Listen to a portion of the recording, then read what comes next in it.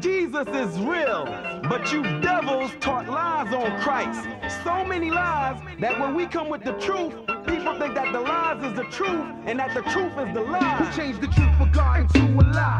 In English, Jesus Christ, in Hebrew, is Yahweh Shai. So do or die. The immaculate conception is deception, along with the myth of giving gifts on December 25th. Christmas is Satan's clause, the birth of Nimrod, and not the son of God. To you was kinda odd. On the Passover, Christ was born in the spring. So now we bring the truth about the King of Kings. That's Black Jesus and not Caesar Borgias. And the facts can't be changed. It's all about the Most High. It's all about Yahweh Shai. It's all about the Most High. It's all about Yahweh Shai. Hebrew Israelites, Kwam Yasha. It's all about the Most High. It's all about Yahweh Shai. It's all about the Most High.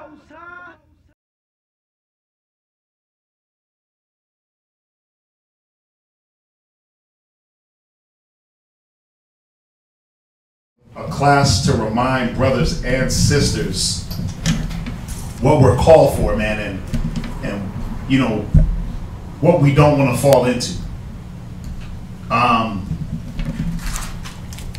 And you know, I get it. We all came from the world. We all came from the ghettos, the slums, right? We all came from the hood. We all was around killers and all that stuff, right? We was all shaping in iniquity. But it gets to a point where a man has to be a man. A man has to be a man, and a man has to do things that promote wisdom, promotes his family.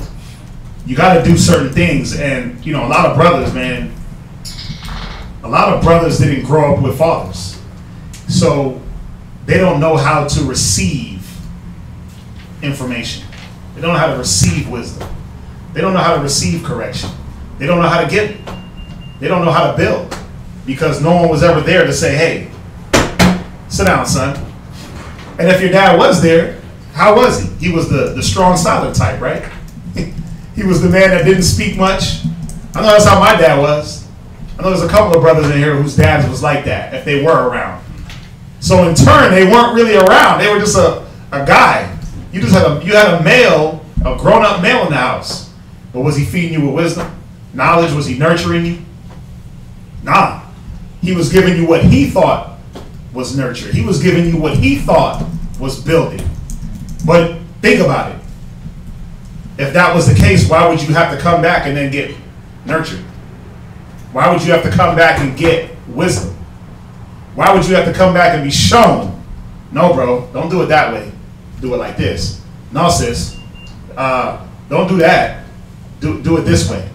Why would these things have to be shown and reiterated if your dad taught you the right way? If your mom taught you, if grandma, if auntie, your grand aunt, if they taught us the right way, and I'm putting myself in there too. If I was taught the right way from all the different family members I live with, they tossed me around like a hot potato. 1 minute, this aunt, this grandma. I was with this grandma. I was with this mom. I was with my pops. Jumped over back to grandma. But if I was bounced around, wouldn't you think that I would have like the wisdom of the world? And I mean like all wisdom. Wisdom through the scriptures. Wouldn't that be great to be able to go from family member to family member and get wisdom, nurture, and really just be fortified in this? But who has that? Who's gotten that? Somebody raise their hand and tell me. What brother or sister here got 360-degree, well-rounded wisdom of the Bible from their family? No, right? Wow. What's that? Can I add a comment? Yeah, of course. It's like they're giving you advice, but with a cigarette and a beer in their hand. Yeah. I gotta put my tea down for that one. Yeah. Oh, yeah. Yeah, or the advice is, oh, the way you get your woman in check is to beat her. Slap her up, do this, do this. But the point is this, what I'm trying to get to is, if you didn't get it in the world, then why when you get here and you get the wisdom, why is it that you reject it? Y'all ever ask yourselves that? How come I reject wisdom? Go to Wisdom of Solomon 3. Go to Wisdom of Solomon 3. I want y'all to sit on that question. That's rhetorical. What's that? Can you repeat the question? The question is, why is it that when you get wisdom, you reject it? You despise the wisdom. You don't use it. Why is it that if you didn't get taught nothing by family, the homeboys didn't teach you nothing? They just taught you what? Sell drugs, tote guns, get high, have sex with a bunch of women. That's all you was taught. But then when now the wisdom comes to say, no, let's show you how to be a real man. Because a man should be what? Commended according to his wisdom, right? That's what the Bible says. So we're trying to build men up or build males and females into men and women through wisdom. Why is it like, no, I don't want that? Or I know. It's always a I know, but. I know, but. I know, but. There's always a but. How come it can't be a con? You're right. Let me. You got to think about that and think about that within yourself and say, damn, am I this person that we're about to talk about? Am I this type of brother? Am I this type of sister? And I'm going to say this, some of y'all are. Con. Some of us are this type of man. Wisdom of Solomon 3 and verse 11, read. For whoso despises wisdom and nurture. And what? And nurture. Go ahead. He is miserable. He is what? Miserable. So the Bible is telling us that the man or woman that despises wisdom and nurture, he's what? Miserable. Come on. And their hope is vain. His hope is vain. Now, somebody look up the word nurture. I want to show y'all something. Another word that when you start defining and you start really looking, it's supposed to trigger something in you to say, wow, I didn't get that as a child.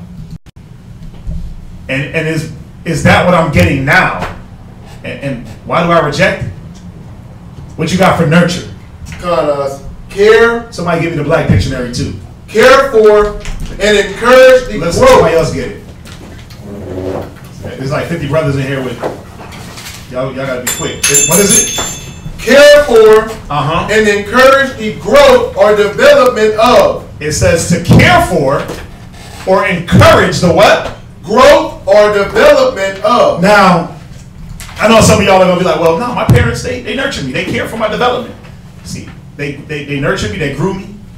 But in what? What were you nurtured up in? Well, I'll tell you what you were nurtured up in, your emotions. That's why you got most of our brothers and sisters, they're emotional as hell. You got a lot of males that are emotional. Very athletic, you can hit that gym, you the killer, you a gangster, but you emotional as hell. You emotional gangsters. You were raised up and nurtured in catering to emotion. You're nurtured in the ways of the world. You're not nurtured up in wisdom and how to solve problems like a man. And how to fight your flesh, how to build things, how to build others in wisdom. You're nurtured up in, if it don't go your way, on to the next. Ain't that how it is out there? If I don't like it, I'm not gonna figure it out. I'm just gonna give up. You're nurtured up in giving up. These are the things that you were nurtured in. Why? Because your family wasn't fighters, your dad wasn't a fighter. He was getting bullied by your mom. Your mom was the boss.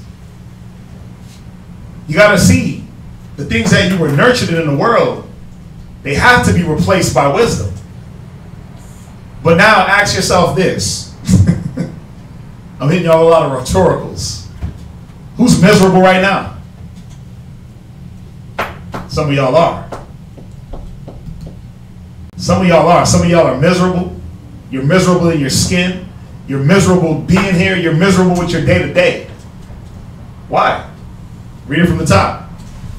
For whoso despises wisdom and nurture. So wisdom is what is wisdom? I'm going slow because I want y'all to get this. What is wisdom, Abadiah? Wisdom is the correct application of knowledge. So that means there's a way to incorrectly apply knowledge, correct? Con. Right. So Look at your life. Brothers, sisters, look at your life and say, have I been rolling through with wisdom my 30 plus years, my 24 plus years, my 21 plus years? Have I been rolling in true wisdom? Have I been really getting nurture? What's the definition of nurture? God. Care for and encourage the growth or development of. Right. What type of human being have I been developed into before the truth? Am I the adulterer? Am I the whoremonger, the drunk? Am I the unstable brother that tossed to and fro? Am I the brother that lacks faith and don't give and just gives up? Am I the unbalanced brother? What man, what woman have I been nurtured into? That's what you got to ask yourself. Who am I? Read on. He is miserable. He is what? Miserable. So, are you miserable? Read. And their hope is vain. Do you sit on vain hopes? You hope for something, but you know it ain't going to come through. Why? Because you don't have the fortitude to fight for it. You don't have the stability to stick around to see it come to pass. Read. Their labors unfruitful. Have you been putting in unfruitful labors? You've been working. I'm going to do this, I'm going to do this. You're doing it, but has any fruit of your labors, can you see it? Have you been able to get that apple, pluck it off that tree, bite into it? Ah, it's juicy. Or are you the tree that bringeth forth no fruit? The one that's been hewn down or waiting to be hewn down and cast into a fire. Read on. And their labors unfruitful. And their works unprofitable. And their works unprofitable. Go ahead, read verse 12. Their wives are foolish. Wait, what happens to this man that despises wisdom? Their wives are foolish. It says their wives are foolish. Go ahead. And their children wicked. Right, so what it's showing is that if you despise wisdom and nurture, the correct wisdom and nurture, the things around you ain't going to be nurtured. They're not going to grow. So, let me show you what I got for nurture. Nurture, that which nourishes, food, diet, obviously. Major, you can see it. That which promotes growth, education, instruction. To educate, to bring or train up. Again, what have you been trained up in? And it's easy. All you got to do is ask yourself, what am I fighting right now? What demons I got on me? That's it. That's all you got to say is, what am I fighting? What have I been fighting my whole life? Sloth, laziness, lack of care, selfishness. Do I fight these things? That's how you've been trained. You've been trained to be selfish. You've been trained to be lazy. Go to Proverbs 22:6. Hold where you at, Max. Read verse 12. Their wives are foolish. Right? And their children wicked. Right. So, why is this man's children wicked? We're going to explore. Why would a man's children be wicked because of what he does? Well, Proverbs 22 and verse 6 is going to tell us. Read.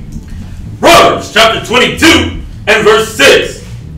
Train up a child in the way he should go. Right. And when he is old, he will not depart from it. Right. So, a man that despises wisdom and nurture, how can he train his child up in wisdom and nurture? He can't, right? God. So what is he training them in?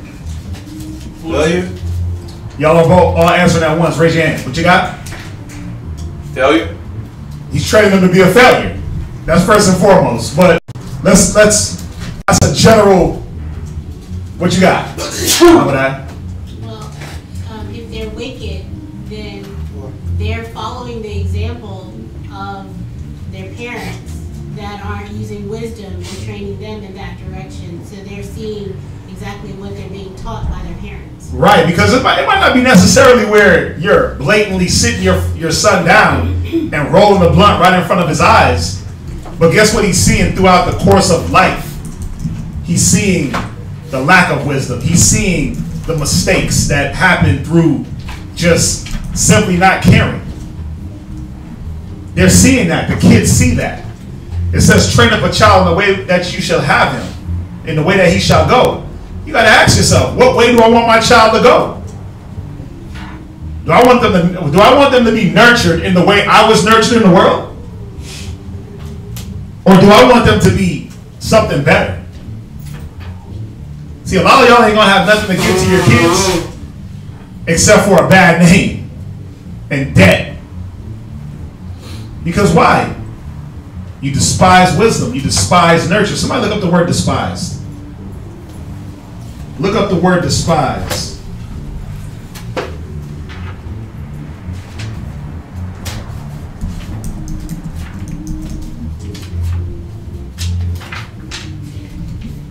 And read Proverbs 22:6 one more time. Proverbs chapter 22 and verse 6. Go ahead. Train up a child in the way he should go. Right, so what way should a child go? Well, we just read it in Deuteronomy 6, right? Did we not? Somebody jump there real quick. I didn't have it. But we just read it in Deuteronomy the 6th chapter. Lamar, get that. Deuteronomy 6 and 9. What way should you have your child go? Deuteronomy 6 and verse, not 9, and 7.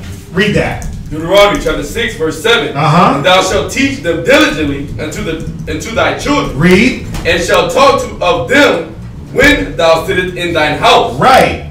The way you should have your child go is the way of the law. But guess what? How? How does that happen when you, the parent, is like, yeah, I don't want to hear that. I don't want to follow wholeheartedly. I know the law. I know what y'all are saying, but nah, right now I'm just rebellious. I want to be in my rebellion mode. I want to be in my stubborn mode, my stiff neck mode. I want to do what I want to do. I want to sow my raw oats. I want to give myself to the liquor. I want to give in to all my demons that I have. I want to give in to the spirits. What are you going to show your child? You're going to show them how to cater to their wickedness. You're going to show them, yeah, it's okay not to fight. It's okay to be fleshly. It's okay to be carnal. It's okay to be selfish and not care for your nation. It's okay. Be like the white man. Some of y'all kill me, man. You hate the white man so much, but you act just like him. In your carnality, you act just like the white boys out there that you work with and that you be around. That's what you're going to teach your child. You're not going to show them how to be a king or priest. Some of y'all want to be kings and priests and gods, right? God. But who's trying to live like a god? God. God? God. Who's trying to study like a god? God. God? God. Who's trying to teach like a god? God. These are the things that we're supposed to be looking at. Not how many women I can bed down. Not how many pints I can take to the face. Not how I can be disrespectful to brothers. Not how I can be disrespectful to my husband. You sisters too, man. Your children watch you. They watch you disrespect your husband. So what do? I'm going to disrespect grown-ups. That's what mommy does. She talks out of turn. She gets all emotional and crazy, so I'm going to cry too. They watch. You training them up backwards. You training them up in wickedness. So what are they going to be? It says their children are what? Wicked. Their children are wicked. Where we at? Jump back to Proverbs 22 and verse 6. Proverbs chapter 22 verse 6. Train up a child in the way he should go. Come on. And when he is old, he will not depart from it. Yeah, and that's why some of y'all are so hard to break out of your damn habits. That's why some of y'all are so stubborn. It ain't no excuse. You should, man, listen. Y'all sitting there shaking your heads. Y'all should be ashamed. Any brother that just shook his head like, yeah, that's my problem, you should be damn ashamed. Because if the word of the Most High can't take hold and rip them spirits off you, then what is? You should be damn ashamed, man. You shouldn't be sitting here like, God, you're right. That's my issue. Hell nah. The issue is you want to continue to be stubborn. You want to continue to be rebellious. You want to wallow in your mire. That's the issue. The issue ain't the fact that, yeah, you were raised and you stuck to some wickedness. Read on. And it says he will not depart from it. Now, imagine if you were trained up the right way and nurtured the right way. You'd already be a god. Imagine if from birth you were raised and nurtured in the law. You'd be a king. You'd be operating on God's status. But how can we operate on peasant status, man? We think that we're gods because of the women and the alcohol and the pride and the lust and the envy and the hate. That don't make you a god. It makes you a child. You a child trying to raise a child, but you a stubborn child. You weren't stubborn when you were being nurtured the wrong way. You was like, yeah, I'll do that. I'm going to take all that. But now when it's, no, let's reverse the course. Let's put the things in there that's going to promote true growth. Let's put things in you, attributes and virtues in brothers and sisters that's going to promote the kingdom. It's like, nah, that kingdom stuff, I can't see it, so I don't want that. It's like y'all want the kingdom, but don't want to do the things to attain the kingdom. You want to do king stuff, but don't want to make the sacrifice to be the king. It costs. It costs a lot.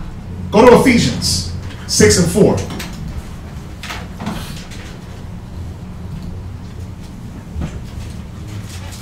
Ephesians 6 and verse 4.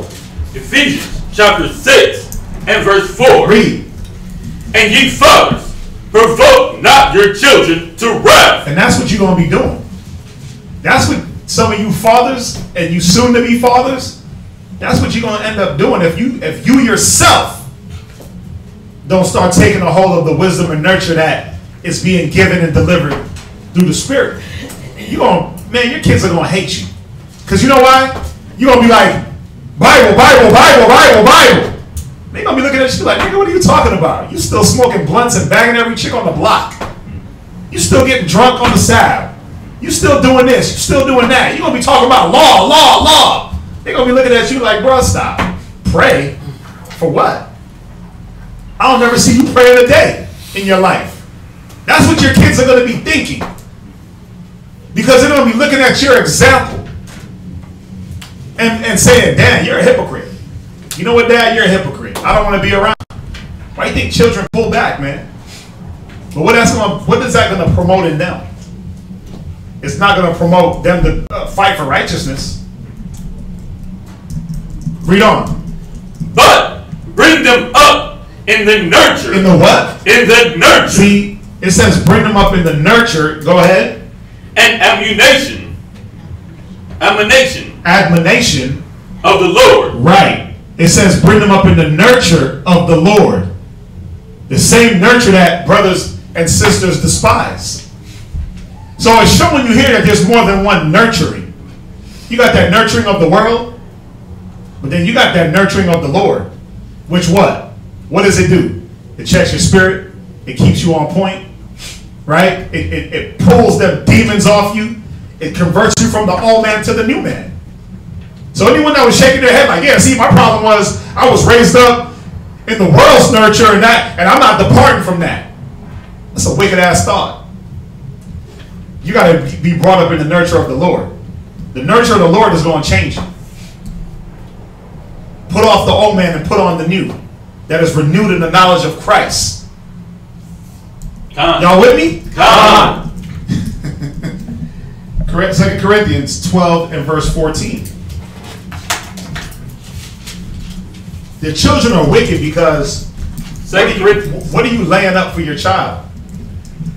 What are you storing for him? See, America taught you what? Have a bunch of kids, right? Pump out like 15 so you can have you a football team. I'm gonna repeat it. Don't worry. We're gonna repeat it, Major. I'm gonna repeat the scripture. Yeah, I'll repeat it, or he'll repeat it. The world told you have kids, so what? They can just take care of you when you, you know what I'm saying? Have kids, put them in football, and they'll buy you a Cadillac, right? Ain't that what the world taught? But see, the scriptures teach you something different. Now, if you don't have these principles in your head of how you're supposed to be with your children, then you're going to go about things the wrong way. 2 Corinthians 12 and 14. 2 Corinthians chapter 12 and verse 14.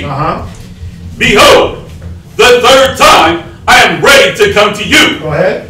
And I will not be burdensome to you. Come on. For I seek not yours. Read. But you. For the children ought not to lay up for the parents. You see that? The children ought not lay up for the parents. Read. But the parents for the children. I know, you're like, yeah, I got me a little savings account stored up for my child. Yeah, I got a little CD fund stored. Yeah, I got a little bank account in their name. But is that what it's talking about, storing up? Is that what we're supposed to be storing up for our children?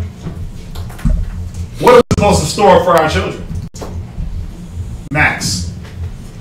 The one that has no kids, Max. What are we supposed to store up? Wisdom to pass down? Yeah. Yeah, the wisdom, right? I mean, it told us. It told us in Ephesians 6 and 4, bring them up in nurture and admonition of the Most High. Of the Lord, excuse me. So you're supposed to be storing up wisdom for your children. You're supposed to be getting it so you can do what? Teach the next man. So you can teach it. But how you going to teach the next? How you going to teach the next man if you can't teach your child at home? Think about it. You want to put brothers in order? You want to reign supreme over brothers? You want to be a supreme teacher? But guess what? You despise wisdom. You can't even teach your child. You can't even get your kids in order. Think about it. You can't even rule your own spirit. How you going to get men in order, but you can't rule over your own spirit? The only thing that's going to fix you is what? The wisdom, the nurture. Yes, ma'am. You didn't. I have the definition for the word despise. Oh yeah, give me that definition of the word despise. I have to contend, to scorn, to disdain, to have the lowest opinion of. Ooh. To abhor. Damn. Go back to Wisdom of Solomon 3. I'm going to keep hitting this scripture hard. Read. For whoso despises wisdom. Yeah, so whoso has a low opinion of biblical wisdom. And that's the problem, man. Why? Because you hold your opinion so high. Like, no, I know. Yeah, no, I did that. But the way I feel. You despise wisdom and you put your thought above what the Most High is telling you to do. But see, this is where, what's the title of the class? This is where punishment comes from, man. This is where those butt whippings come from. The first butt whipping is your children are going to be wicked as hell. That's one. They're going to be wicked. You're going to be looking at them like, damn. I birthed that? Damn. You came from me? That came from me? A little monster? A little gremlin? Well, that's your fault. You didn't teach the gremlin. You didn't teach him when it was time, when it was early. You didn't train him up in the right things at a young age. So whose fault is it? Yeah, that's yours. They ain't like, oh, he had a choice. He had no choice at 2, at 3. You put the wrong choices in his head by your example. Where we at? Verse 11. Go back to 2 Corinthians 12:14. So we're understanding why a man or a woman that despises wisdom and nurture, why does it say their children are wicked? We're breaking it down. And it's always going to go back to that man or woman. It's always going to go back to you, grown-up, parent, so-called man that calls himself a man, woman that calls herself a woman. It's going to go back to you. Read that one more time. 2 Corinthians chapter 12 and verse 14. Behold, the third time I am ready to come to you. I will not be burdensome to you, for I seek not yours, but you. For the children ought not to lay up for the parents. Proverbs 13 and 22. Go ahead. But the parents for the children. But the parents for the children. Proverbs 13 verse 22. This is what you're supposed to be laying up. Proverbs Proverbs chapter 13, verse 22. Go ahead. A good man leaveth an inheritance to his children's children. Now, it said to his children's children. Now, is it talking about bank accounts? Is it only talking about monetary? What is it that can be handed down to the children's children? Wisdom, knowledge, understanding, the law. That's what's supposed to be handed down. That's what we're supposed to raise our children in. Seek ye first the kingdom of heaven, and all these things shall be added unto you. If you train a man how to fish, guess what he's going to do? He's going to eat forever, right? But if you bring him a fish, he's just going to eat that one time. You train your child in wisdom, he's going to be able to use that for a lifetime. Not just leave him some raggedy bank account with 10 cents. Like, yeah, that's by the time he at 18, that's going to be $1,000. I got one of those bank accounts that it gains half a penny of interest a year. What the hell are you talking about? What's he going to do with that? $1,000 by the time your son turns 18, by the time my son turns 18, ain't nothing. That ain't going to be nothing. So you think I can leave him $1,000? Talking about, yeah, it grows every year, 1% interest? Come on, man, but that's how people think. You're supposed to be handing out this wisdom for him to own banks. For him to be the bank. Forget about a bank account. You're supposed to be giving him wisdom, knowledge, and understanding on how to rule his spirit, how to build a household, how to lead a wife, how to raise his children. What's the point of having kids if they can't raise their kids? You're going to have demonic grandchildren. So now you just spawning off demons. And you're like, man, I never raised them this. Yeah, you did. Because you didn't really raise them. You might not taught them how to roll the blunt. You might not taught them how to pop the bottles. But they saw you drunk every day or every other day. You was drunk on Monday, recovered on Tuesday, drunk back again on Monday or Wednesday. Recovered on Thursday, drunk back again on Friday. They saw this. They saw the way you moved and operated. So what did they say? Well, this is how life is supposed to be. This is what you nurtured them in. If it was, let me toss them in front of the TV. Because some parents do that. Now what's nurturing them? What's nurturing their little sponge brains? Ain't it the TV? Ain't it the faggots they see on the cartoons? Right? The faggots that you let them watch on the Netflix series? Oh yeah. Trust me. It's all through it. When you want to sit your kid in front of a TV show, you better be there with him. You better be there with her. Spying it out to make sure they're not inseminating homosexuality, drugs, the ways of America into your children's mind. Because you're going to be like, well, damn, I didn't teach them that. Little Billy wants to put on a dress at 5. Like, wait a minute, why? Well, because there was a tranny on the cartoon that he was watching on Netflix. But guess what? You were too busy doing what? Chasing women? Fulfilling your flesh? Getting high? Getting drunk? To sit back and take care of him. To nurture him, like it said in Ephesians, in the Lord. And admonish him in the Lord. You let TV nurture him. Nah, he's wicked. The scriptures say, where is it at? It says, desire not the multitude of unprofitable children. Ecclesiastes 16:1. Ecclesiastes chapter 16, verse 1. Go ahead. Desire not a multitude of unprofitable children. Yeah, what makes a man profitable? Ain't it the Bible? Ain't it the wisdom? Ain't it the nurture of the Lord? Ain't it the iron sharpening iron from brothers? God. Ain't it the unity? God. But how come brothers run from that? How come sisters, I don't want to talk to that sister, she's going to check my spirit. And you give them the stiff arm. You give them the Heisman Trophy stiff arm. Looking like OJ. Right? I ain't talking to her because she going, I ain't about that life. Brothers is trying to deal with you. Nah, bro. Arm's distance, because y'all a little bit too much for me. Y'all get into that Bible a little bit too heavy. Y'all use a little bit too many scriptures for my liking. I want to go back to church. One scripture for every 3 hours. That's what I'm used to. Y'all too gung-ho with this.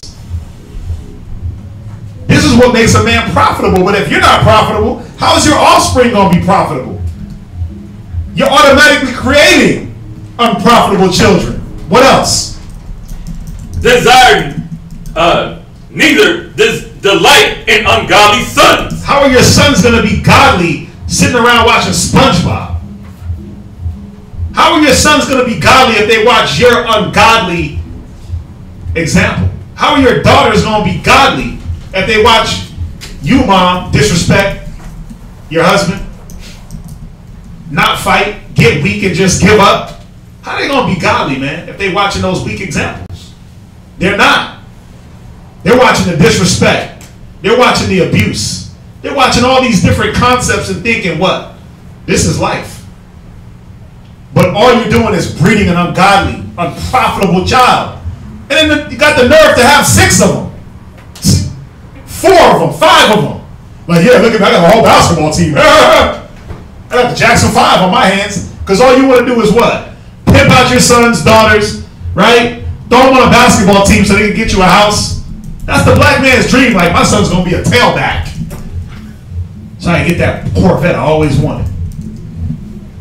Or I'm going to get that house I always wanted. Your sons and daughters become what? A meal ticket. They become a meal ticket, man. That's what you turn them into. A lotto ticket. Unprofitable and ungodly. Wicked. Read on. Go to Proverbs 13:22. Proverbs chapter 13, verse 22. Read.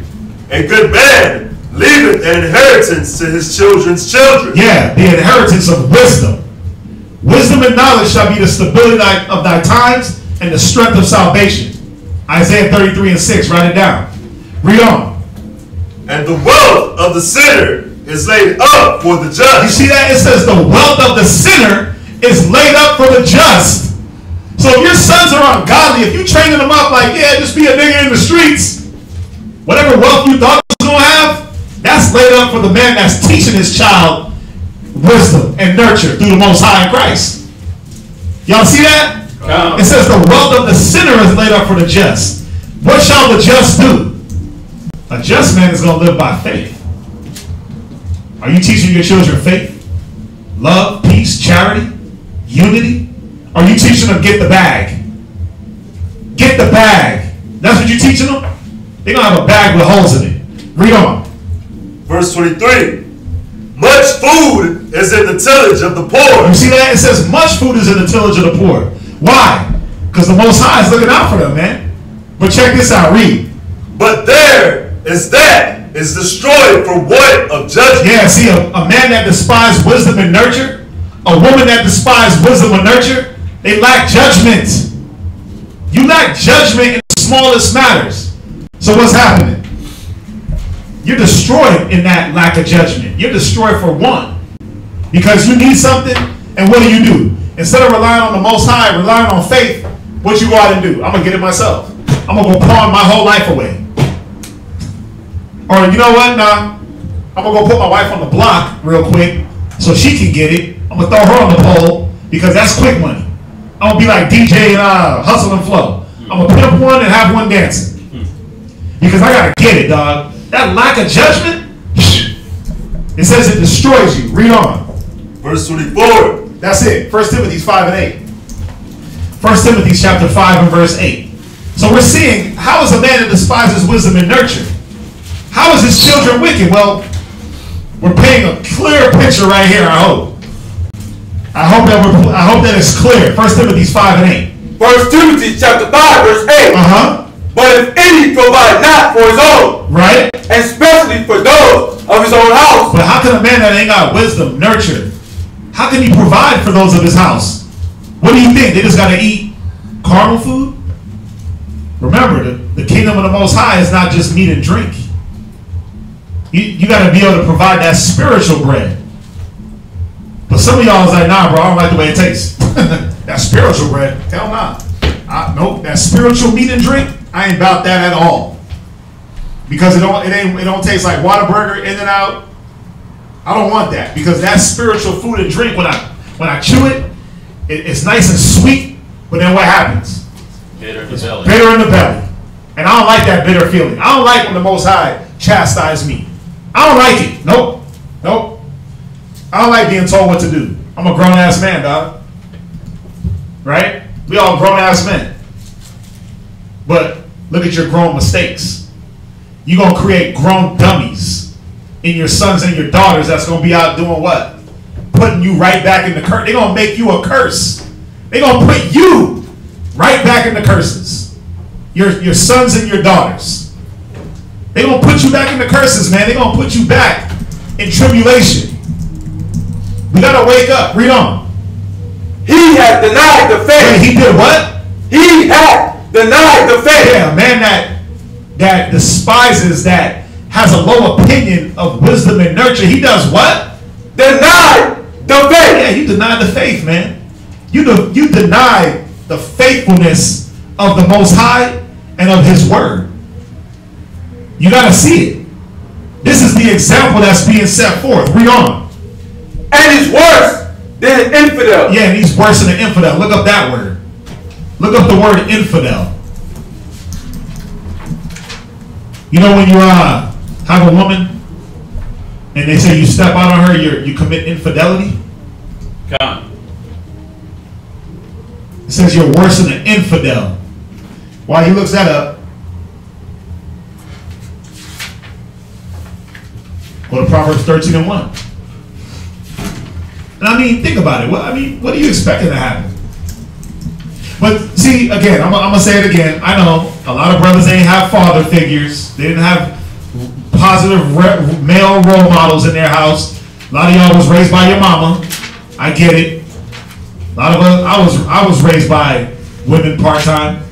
A lot of aunts and grandmas and moms, but I had males. But still, it didn't change the fact that they didn't hand down nothing to me. But their emotional baggage, their wrong way of doing things, their ill judgment, their messed up ways of achieving, their backbiting, murmuring, hatred, envy, lasciviousness, they handed all those things down to me. What does it say about infidel? Infidel, an unbeliever. Hey, what? An unbeliever. Read. With respect to a particular religion. Yeah. You're worse than an unbeliever. If you can't provide the things necessary for your household, because what is a man supposed to provide for his household? Who knows? What man in here knows? Protection. Protection. What else? Finances. Finances. What else? Order. Order. What else? Wisdom. Wisdom. Oh, yeah. Remember, what does it say in Corinthians 11? God, Christ, man, woman, child. So you're supposed to be that spiritual guide, that spiritual protector, that spiritual umbrella for your wife and children. But the only way that umbrella will open up and cover anything is if that umbrella is functioning. What's the hell is the use of an umbrella that don't open? Right? You throw him away and get a new one. That's what you do with him. Or you leave him in the umbrella holder and y'all don't touch him, he's broke. That one's broken, don't use that one. You put him back, man. He's useless. What use are you if you can't guide your children? Guide a wife. What use are you? If you can't build a woman, if you can't build a nation, what you gotta ask yourself. It says you're worse than a non-believer. What else? A disbeliever in something specified or understood. Right? What else? Not holding the faith of a given religion. You don't do what? Not holding the faith of a given religion. Yeah, you're not holding the. I said it. You're not holding the faith of the Most High, man. You're not holding your own faith, obviously. What else? Opposing or wait, they do what? Opposing. They do what? Opposing. See, this is where it gets dirty. You start opposing. Not that you don't even want to hold the faith. You start being opposition to the faith. You're opposed to wisdom. Why? Because your vain opinion is the tell-all be-all. You hold your opinion above wisdom. You hold your opinion above the wisdom and the opinion of the Most High. Above sound doctrine. He said, I give you sound doctrine, forsake ye not my law. Does not the Bible say that? God. Sound doctrine. How sound is your opinion? How sound is an opinion? It's not really sound, it's an opinion, right? It ain't fact. It ain't law. It ain't doctrine. How sound has your wisdom been throughout life? You gotta ask it. I keep asking these questions. I hope y'all are thinking on them and saying, damn, wait a minute, I made a lot of mistakes in life. A lot of mistakes that could have been avoided. But then when I get the Bible, why am I still making the same exact mistakes? There's a problem there. Well, this is why. You're opposed to wisdom. You despise it. You hate it. What else? Or traitorous. You're a what? Traitorous. You're a traitor. You're a traitor, man. Well, who are you trading to? Well, there's only two teams. The Most High's team and the wicked. The righteous and the wicked. The worldly and the godly. What team you on? Well, if you traded, that means you went right back in the white man world. You went right back to the white daddy. So he can do what? Puppet you around. Got the token black man here at my job. He can use and abuse you. Then what? You complain about it. That's what I don't get. Why complain? You traded back. You double dutching. What else? Oh, that's it on it. Where we at? Proverbs chapter 13, verse 1. Right. So you reject the nurture. Now you don't have it to give. So you got to understand why your sons would be wicked. Read on. A wise son heareth his father's instruction. What shall a wise son do? Heareth his father's instruction. Go ahead.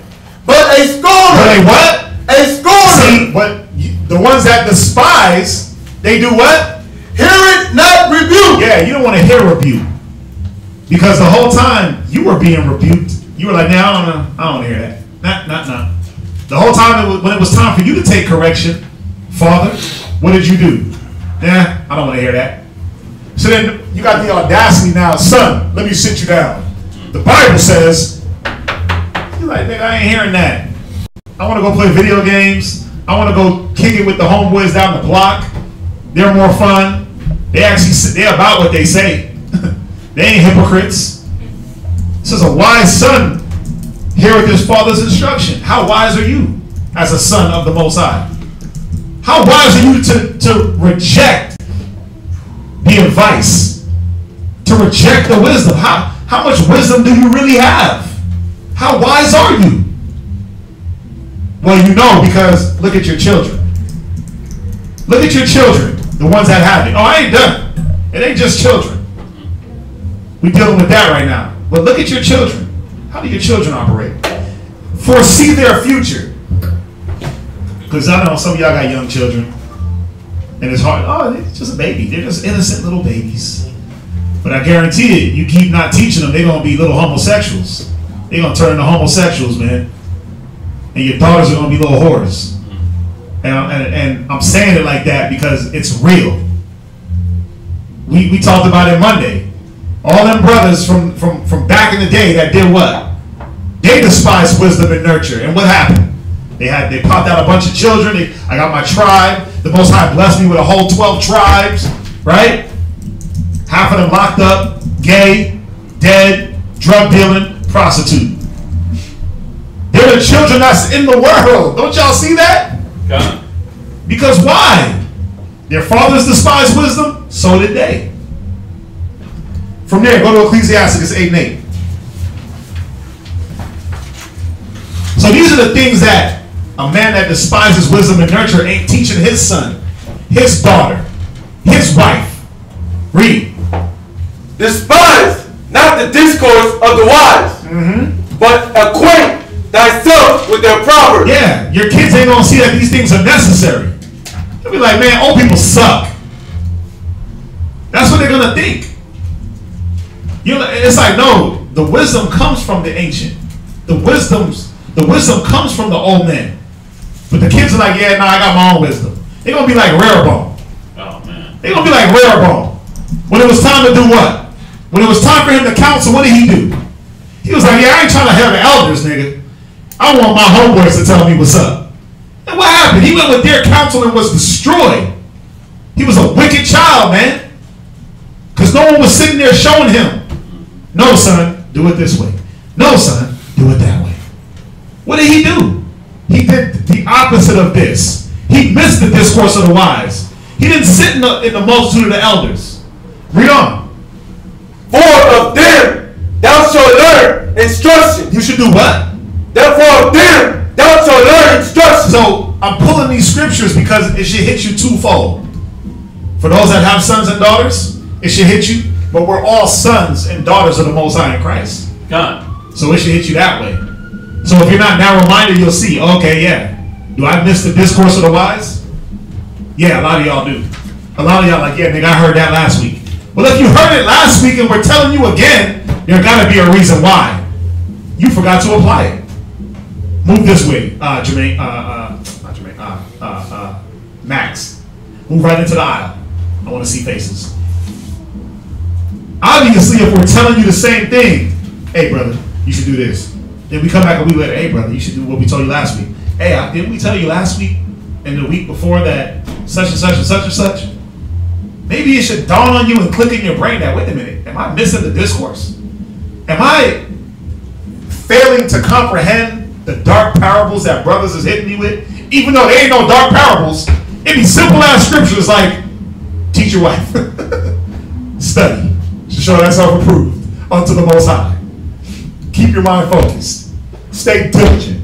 Don't be double-minded. It be simple concepts. We ain't hitting you with Revelations breakdowns trying to teach you. Brother, 2 Timothy 2:15. Hebrews 13:16. To do good and communicate, forget not. It be things like that. And it's like, how come we gotta tell you to communicate every week?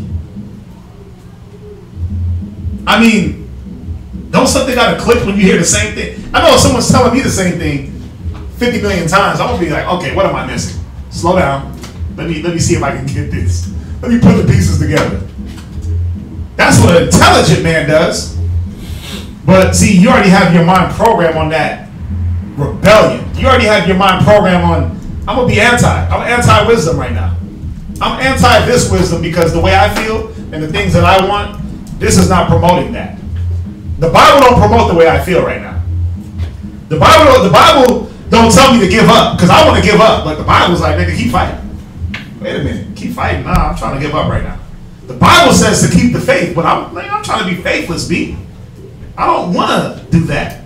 The Bible is saying fight the flesh, but me, I'm trying to give in to every indulgence. I want to feel every indulgence. I want the tingly feelings. That's what I want. Y'all gotta understand. You gotta understand what the scriptures are saying. Read on. For of them thou shalt learn instruction. Wait, where does the instruction come from? From the wise, from the elderly, from your fathers. Read on. And how to serve great men with ease. Right, where you at? Verse 8. Read verse 9. Ooh. Miss not the discourse of the elders. Come on. For they also learn of their fathers. Now, why would it say they also learned of their fathers? Because every man was supposed to learn from a father the right way.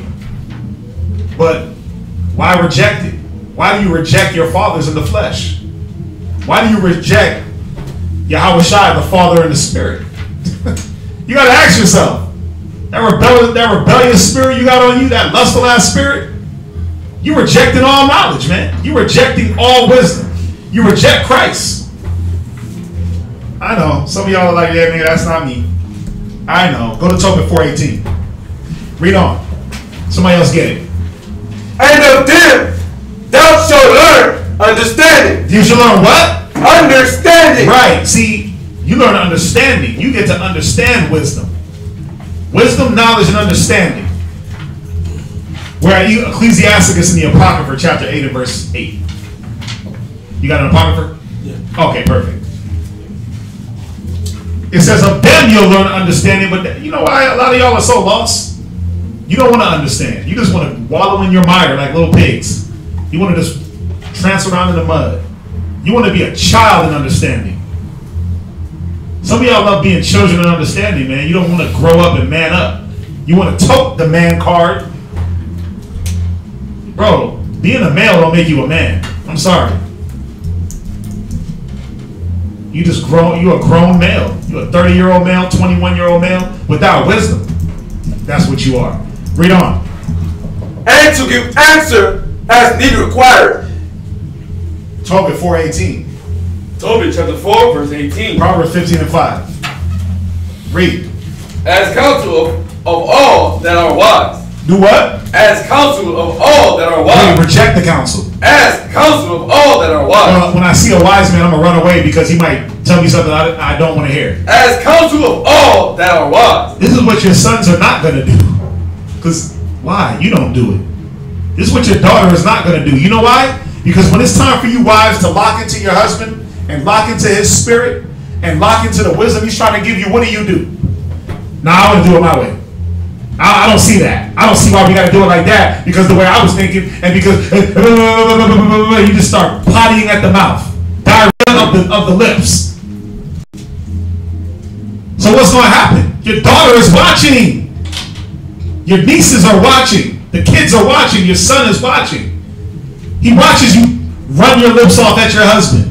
He watches you go contrary to every little thing that he says. They watch. So now it's, oh, hey, go do the dishes. Why? Why I gotta do the dishes? What dishes? Nigga, please. They start talking to you like that, like dishes.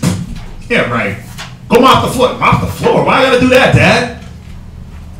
They start second guessing and being adverse and contrary. Now imagine if you showed a little backbone. Imagine if you manned up for real, and let the wisdom just enter. And you meditated on the wisdom. And then you stood boldly, like a man, and taught your family, taught your sons, taught your daughters. Imagine how much easier life would be. But some of y'all got misery and anguish coming. You in misery right now. It's sad. How can you be miserable with the greatest wisdom in the world? Proverbs 15 and verse 5. Come. Proverbs chapter 15, verse 5. Go ahead.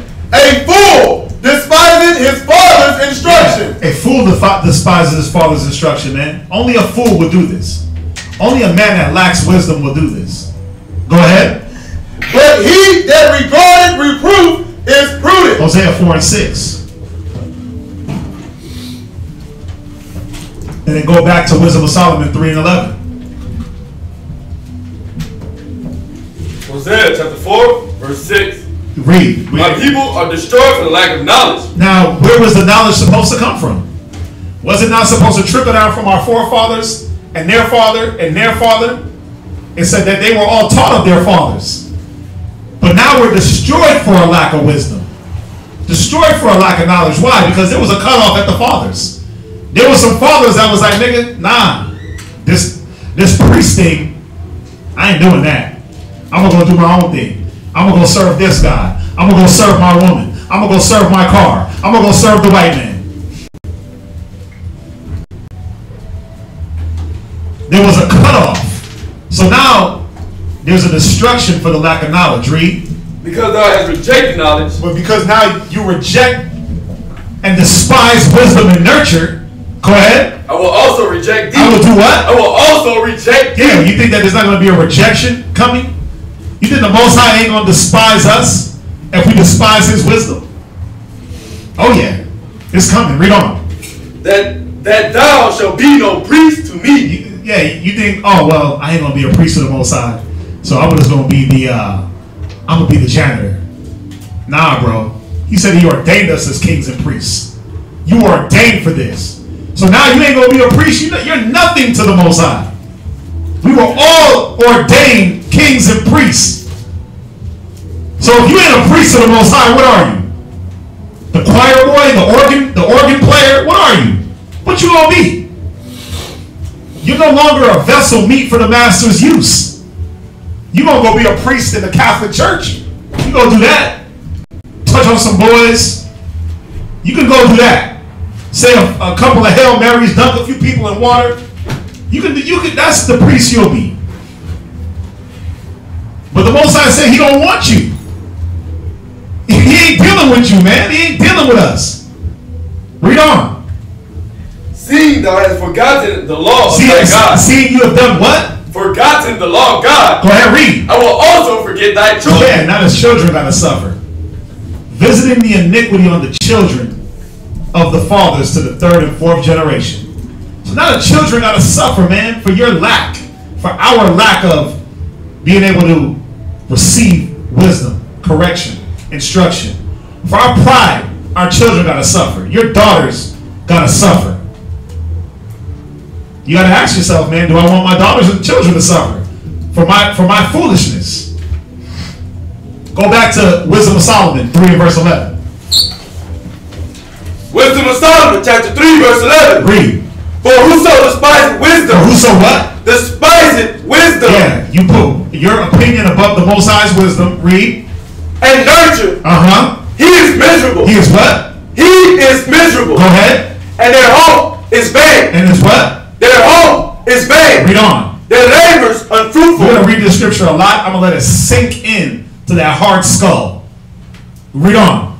And their works unprofitable. Come on. Their wives are foolish. Their wives are what? Are foolish. They're what? Are foolish. Yeah, your wife is a fool, man. They're foolish as hell. Or any woman you trying to deal with. Foolish. Why though? Ecclesiastes 23, 26 and verse 3. Why are their wives foolish? Why are their wives wicked? Well, it plays out, tell us right here. Ecclesiastes 26 and verse 23. Ecclesiastes chapter 26 and verse 23. Read. A wicked woman. A what? A wicked woman. Go ahead. Is given as a portion to a wicked man. Yeah, she's wicked because that's what you deserve. Straight cut to the point. She ain't wicked because you were teaching her and you were trying to change her spirit and she just didn't want to grab onto it. Nah, bro, she's wicked because you are. She's doing what you do. She's the mirror image of you. So now we gotta ask ourselves, wait a minute, how's my wife? Is she foolish? Is she light? Is she wicked? Is she combative? Is she adverse? Is she contentful? Is she mischievous? Is she an adulteress? Is she any of these things? Is she a wicked woman? Well, we're seeing why. Read it again. Somebody else going to Ecclesiastes 9 and 1. A wicked woman is given as a portion to a wicked man. Yeah, it's plain flat out. She's given to you. That's what the Most High gave you. Why? Because when it was time for you to follow wisdom and nurture on how to pick the right wife, you were like, nah, I'm going with my loins on this one. Wisdom? Nah, bro. I'm going with the gut feeling. Ooh, baby, I got that feeling, right? You were like, nah, I'm going with what the liquor tells me. The liquor tells me to pick the first chick in the club and bang her in the bathroom. That's what the drink. Blame it on the alcohol. Blame it on the Henny, right? You're like, well, the Henny made me do it. But what about wisdom and nurture? What about the wisdom to not bang the first chick you saw in the bathroom and then burn for the rest of your life? And not that burning feeling when you drink a hot cup of tea. I'm talking about that burning feeling when you pee. Yeah, what about that? But then it's like, these women are wicked, huh? But no, bro, you're wicked because you despise wisdom. We told you to stay away from those wicked ass women. What'd you do? You go try to play house with them. We told you to stay away from the drink. What you do? You make the drink, the alcohol, your friend. You let the alcohol spirit ride harder than the wisdom. When we say, hey, brother, how about unity? How about brotherhood? How about, no, I don't want to unify with, I'm going to go unify with the brothers over here. I'm going to go unify with this chick real quick because that's what I want to be a unit with. But then got the nerve to complain and be upset and be hurt. Bro, you did this. We ain't do it. The most, it ain't got the nerve, like, see what the truth, like, see, I was better off without y'all. And, the truth ain't do it. The wisdom was telling you, bro, prove a friend. That's what the Bible says. Not hit it and quit it on the first night. The Bible don't say that. It says prove a friend. Read on. But a godly woman is given to him that feareth the Lord. You know why she's not godly? Because you have no fear of the Lord. You have the fear is the respect to apply what's being told through the scriptures. Brothers don't fear. It's like more ass whoopings got to be handed out. It's crazy, man. It's like the Most High got to drop lightning from the sky, and like brothers got to be disappeared off the face of the earth for brothers to wake up and sisters to wake up. It's like there's not enough lightning. There's not enough torment, bad dreams, sleepless nights. Like how many sleepless nights do you need to wake up and say, "Damn, let me see what brothers got to say about this. Let me see what wisdom brothers can give me." Oh, there's a whole lot. There's a whole lot. Let me go to let me not miss the discourse of the brothers that are wise. Why are they wise? Well, because they have experience. Let me see what their experiences say. Well, their experiences say, yeah, don't hit that. Take your time. Give it time. Force not the course of the river. Don't be obsessive towards any. Unjust balance is an abomination. That's what the wisdom says. But you're like, no, I'm gonna be a brute beast animal, caveman in my house. I'm gonna be obsessive. I'm gonna be unbalanced. I'm gonna be emotional. I'm not gonna use no wisdom that y'all are giving me. I'm gonna go off of what I saw, what my Uncle Tommy told me, my pimp uncle. Because I remember that one time, man, she was getting out of order. He punched her in the mouth, and she just shut up. I just want her to shut up, huh? So, well, why'd you hit her? Because that was going to shut her up? Wait, well, how about taking her to the Bible and shutting her up that way? Go get your Bible works real quick. Wife get out of order, go get your Bible. You'll see how quickly you'll see how quick. Go get your Bible. 4 words. She'll be like, read. Break it down. Read. Break it down. You didn't have to hit her. You didn't have to kick her, punch her, throw her down the steps. But you going off of your wisdom. Where we at? Ecclesiastes chapter 26 and verse 23. Go to 9 and 1. Ecclesiastes 9 and 1. Ecclesiastes chapter 9 verse 1. Read. Be not jealous over the wife of thy bosom. Read. Because some of you, man, some of y'all be jealous over your wife. I don't know why, but some brothers do be jealous. Man, where she going? Who she with? What you got going on? Right? But this is the point I want to get to. Read on. And teach her not an evil lesson against thyself. You know why she's wicked? You know why a wicked woman is given to the portion of a wicked man? Because you taught her evil lessons. When it was time to go home and study, you were like, no, babe, we're not doing that tonight. Or any night. We're going to the gym. I don't want to work out your spirit. I want to get those abs right. When it was time to humble her down through the scriptures, you're like, yeah, I ain't doing that. I'm going to just cuss you out, yell at you, call you the B word, call you more names, punch you, slap you.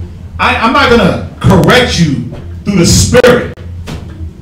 I'm going to show you worldly ass ways of correction. I'm going to bring you back to the boyfriend you had 10 years ago. That used to beat you, spit on you, kick you. I'm going to bring you back to that. I'm going to show you that I'm not capable of wielding my sword. When it was time to handle your problems and be a man and be that covering for my wife, what did you do? Yeah, I don't want to deal with that right now. No, video games. Call of Duty, nigga. Call of Duty. Nope. My player points. I need to get my player right. When it was time to build her spirit, you always had something else to do. So now when it's time for her to go into the word and build her own spirit, she's like, no, I don't know how to do that. All I know how to do is go to the gym, talk crap, play video games, be disrespectful. That's all I know what to do. Because why? You taught her an evil lesson. When it was time to show her how to be a mom, show her how to be a wife, because yes, we got to show y'all how to be moms and how to be wives. You know why? Because when you were supposed to be nurtured by your mother in the world, when you were supposed to be nurtured by grandmama, big mama, ain't no more big mamas. Because your grandma's like 40 now, so she's trying to hit the club and go to Victoria's Secret. She's trying to do the things that you're trying to do. That's your grandma. She's trying to hit the club with you. So when she was supposed to be nurturing you, on how to be a wife, how to love your husband and your children, she was like, nah, girl, let's go to happy hour. So you didn't learn. So guess what? Now we got to bring you back right into the scriptures. Who can find a virtuous woman? Let's go to Proverbs 31:10 real quick. Not really. I'm just saying. This is what this man was supposed to be doing. Wait a minute, babe. No, whoa. Proverbs 31:10. Let's read down. Let's read what your functions are. You never gave her function. So guess what? She just operates like her own entity. And now you can't control her. You're like, damn. I'm like, this what you got? This what you wanted? This is what I got, huh? Well, because the whole time when it was like, no, I study. No, brother, choose the right one. No, brother, don't move too fast. You were like, yeah, nigga, I ain't hearing that. All I know is this. I'm burning and I can't help it. That's all I know. All I know is that my loins are aching. And I'm not man enough to contain myself. So I'm going to just go take it out on any woman I see. But now you got a problem on your hands. Now you got a whole, instead of having the law on the bedpost, you got women's names on your bedpost. You got notches in your belt. Because why? You mishandle scriptures? Well, the Bible says I can do. They're already whores. Okay, don't keep making them whores. Don't be a whoremonger. Don't gather the whores to you. You try to justify through the scriptures, and what happens? You put your opinion over the wisdom. And what happens? Misery, heartache. Misery and heartache, man. We're going to get there. Read on. And teach her not an evil lesson against thyself. Yeah, man, that evil lesson. You teach her how to be neglectful in the spirit. Guess what she's going to do? After a while, she's going to neglect you. After a while, she's not going to be spiritual enough to understand that God, Christ, man, women, children. She's going to neglect the children because you showed her that it wasn't important. You didn't show her the importance of setting things in order, setting your house aright. You didn't show her those things. So now, what does she do? Well, my job's more important. I got to be at work, bro. Well, baby, you going to come home and, because you know the kids, they ain't seen you in like 24 hours. You work like a miraculous 24-hour shift. So, you know, the kids, they want to see you. They need to be taught. They need to be fed. I'm hungry. I need some companionship. Nah, nigga, I got to go to work, bro. That's more important. All that other stuff you talking about, wife, nah. Mother, hell nah. What? That ain't my kids. No. Instead of teaching her how to be a wife and a mother, you talking about carnal things. Instead of trying to build these women into a wife, you just hitting it and quitting it and then calling them wicked. But why do you think every woman you get, they wicked before you even hit it? You know why? Because that's what you attract. A wicked woman is given to the portion of a wicked man. You want to be a whoremonger and run around and not follow wisdom and despise it and hate it? Guess what you're going to get for your whole life? Wicked ass women. Wicked little whores. That's what you're going to get. I didn't say it. That's what the Bible says. So if you don't want that, change. Do something different. Right? Break the cycle. Don't be insane doing the same thing trying to get a different result. Change your method. Apply the wisdom. Where you at? Verse 1. That was the end of verse 1. Go to 1 Timothy 3 and verse 1. 1 Timothy chapter 3. No, actually, go to Peter's. 1 Peter 3 and verse 7. 1 Peter chapter 3 and verse 7. Likewise, ye husbands, dwell with them according to knowledge. Yeah. Listen, you got to dwell with her according to the knowledge of the Most High. But what do? I'm going to dwell with her according to what I know, what I brought in from the world. I'm going to dwell with her according to the way I feel. But what happens when you do that? Read on. Giving honor unto the wife. Right? And that's what we show. Or is anybody teaching, oh, your wife is a doormat? She's garbage, she ain't nothing. No, you're supposed to honor your wife. How do you show honor to your woman? You're supposed to be there to teach her. You're supposed to be there to build her. You're supposed to sit there and miss not the discourse of the wise. You're supposed to acquaint yourself with the sayings of the Bible, the advice, the experiences that brothers got. Come on, man. Some of y'all haven't even been with a woman more than 1 year. You barely got 1 year under your belt, and you think you missed a relationship guru. Like, no, I know what I'm doing with these chicks. Nah, I got it. I'm good. Nah, I'm gonna just talk about their panties. You got brothers that got, if you accumulate just me, Kazak, and Tahalom alone, you got like 50 years of relationship. Come on. Why would you not come and say, listen, what about this? Because I just don't get it. And we'd be like, oh yeah, I went through that in my second year. I'm almost on year 17 if y'all didn't know that. Kazak is on 15. Tahalom's on 11, 12. Come on, man. You got to see it. Even you women, what do y'all do? Instead of going to the sisters that been with their husbands that have been taught how to love their husbands and love their children, you're like, yeah, Big Mama told me. Well, Big Mama and them said, just put them in front of the TV.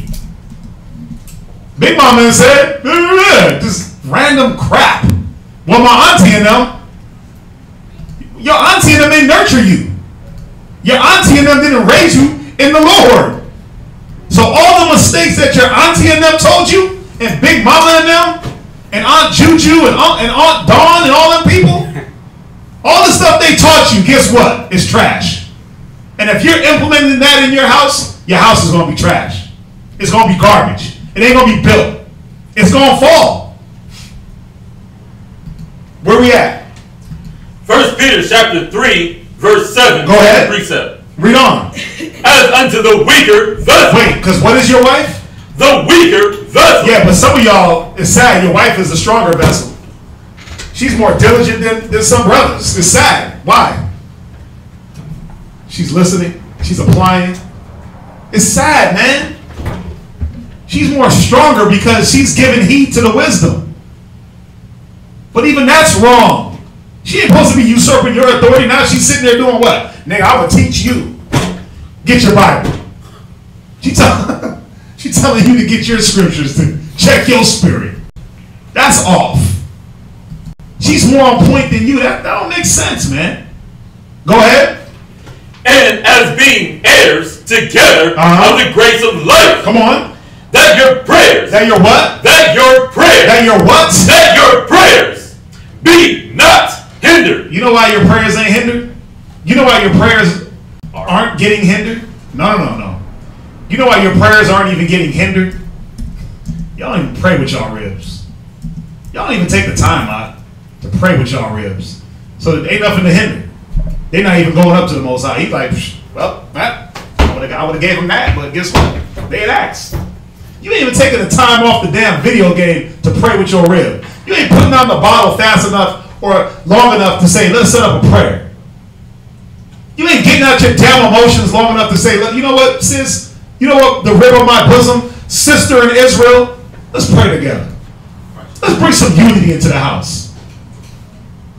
You ain't even doing that. Why? You so caught up in your feelings. You so caught up in the lack of faith you have.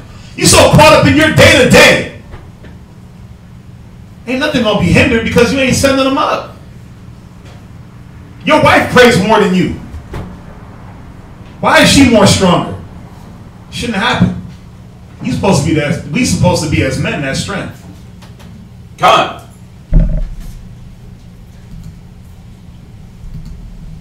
Go to James 4:1. God. So you don't pray with your wife, right? Because you're not taking the time out to teach her, because you rejected wisdom, knowledge, understanding, counsel, common sense. Some brothers be acting like they got all the common, like that's common sense. That's common sense. It's common sense not to sleep with whores. That's common sense. It's common sense not to get drunk off your ass all the time or any time and just be inebriated. That's common sense. But common sense ain't common. It's common sense to fight in faith. That's common. It's common knowledge through the Bible. But brother, that's common sense. What common sense you using? You using the world's common sense? Because the world common sense tells you when you're having a hard time, blow your damn brains out. Oh, you're having a hard time? Go sell drugs. You're having a hard time? Go put it on a pole. You're having a hard time? You can't? Go beat her. You're having a hard time? Go get cigarettes for 10 years. That's what common sense of the world tells you. Like, damn, my dad went and got cigarettes 15 years ago. I ain't never seen them since. Because common sense is what they're running off of, the world's common sense. Let's get down to the brass tacks of the Bible and apply that common knowledge. But you reject it. So it ain't even common in you. It's not common in you, around you, about you. It's not common. So what happens is you don't know how to communicate with your wife. A man that despises wisdom, go back to Wisdom of Solomon 3:11, 3 and verse 12, excuse me. I want to show you why their wives are wicked. You might as well hold this scripture because we're going to be going back to this scripture a lot. Go ahead. For whoso despises wisdom. Read verse 12. Their wives are foolish. You know why your wife is a fool and wicked? Because you don't know how to communicate with her. You don't know how to communicate common sense ideas to her. And guess what? She don't know how to do. She don't know how to receive them. She don't know how to reciprocate things back. Go to James 4 and verse 1.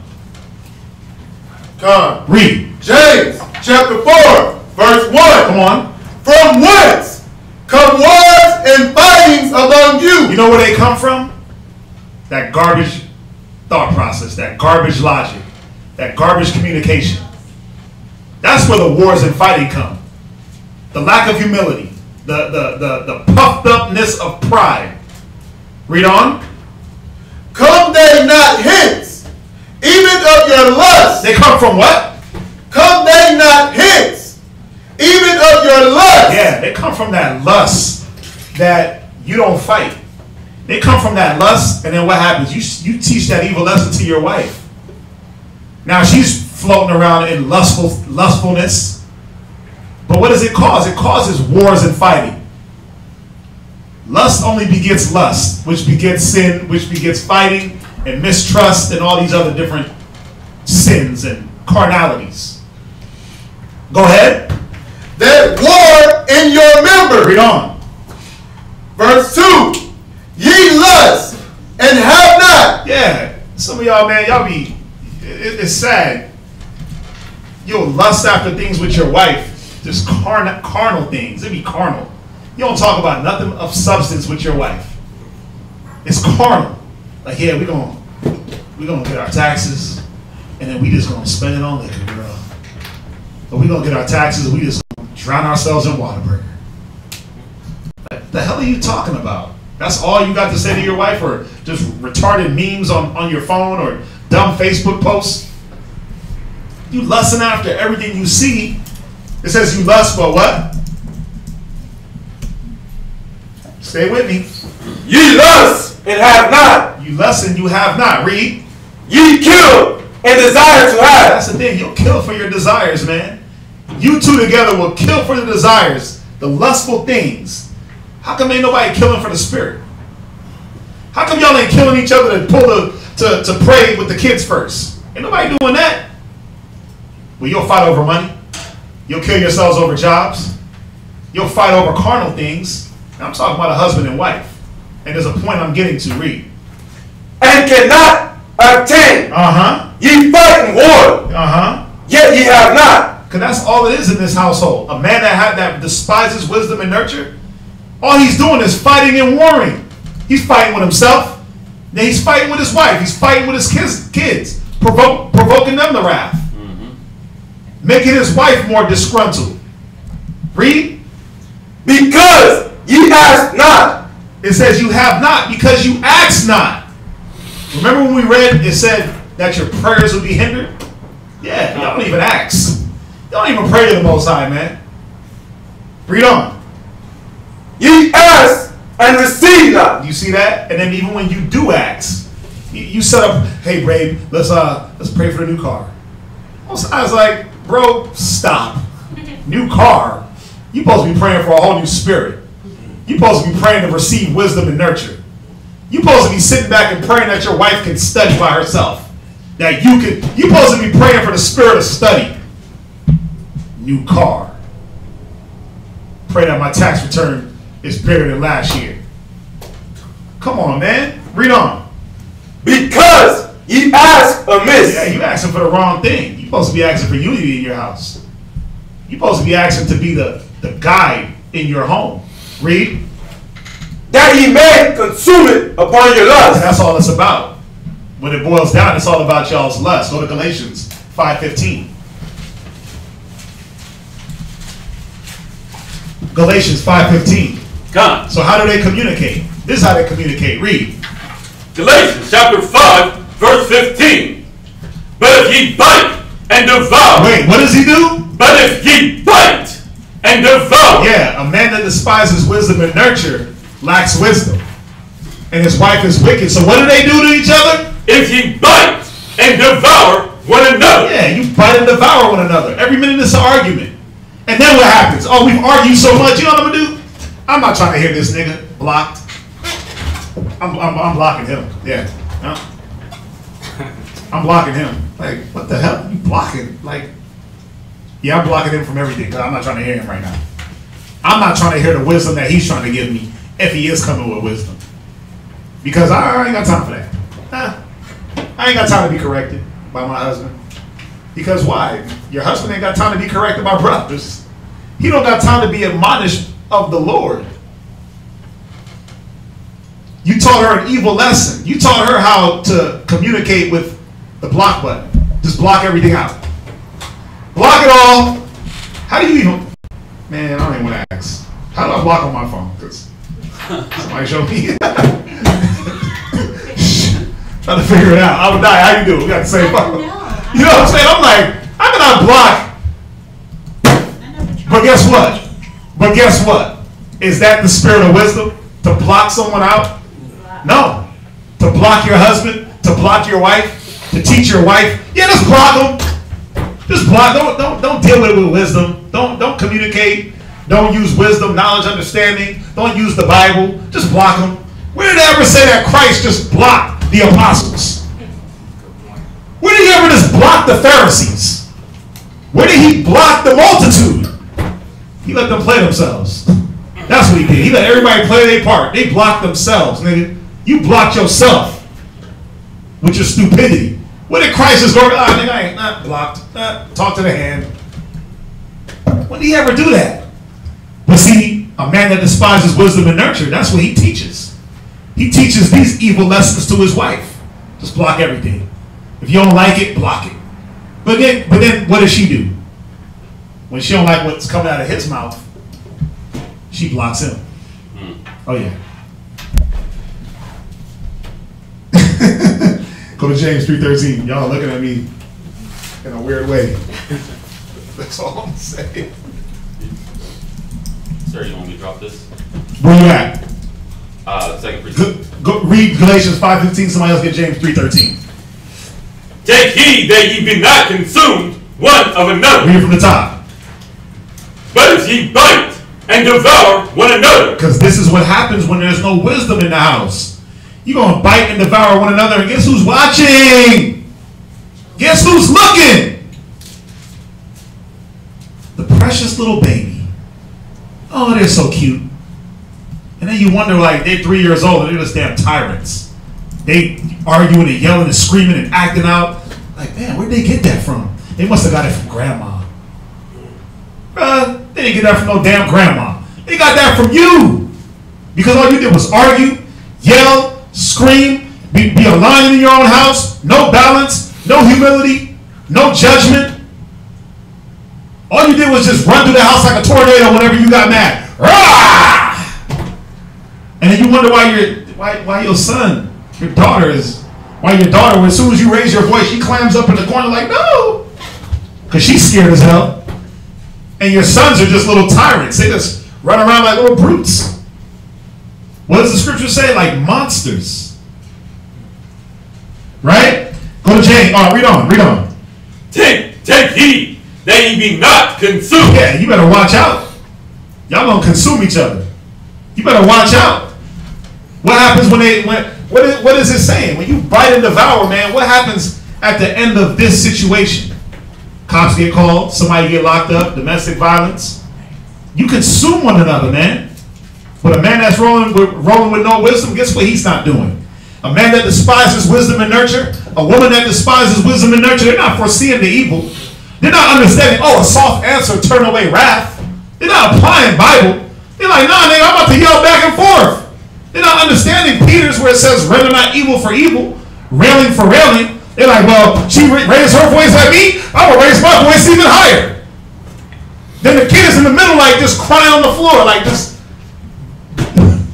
Y'all have seen it. Some of y'all are a product of that. It's sad. Some of y'all are a product of that environment.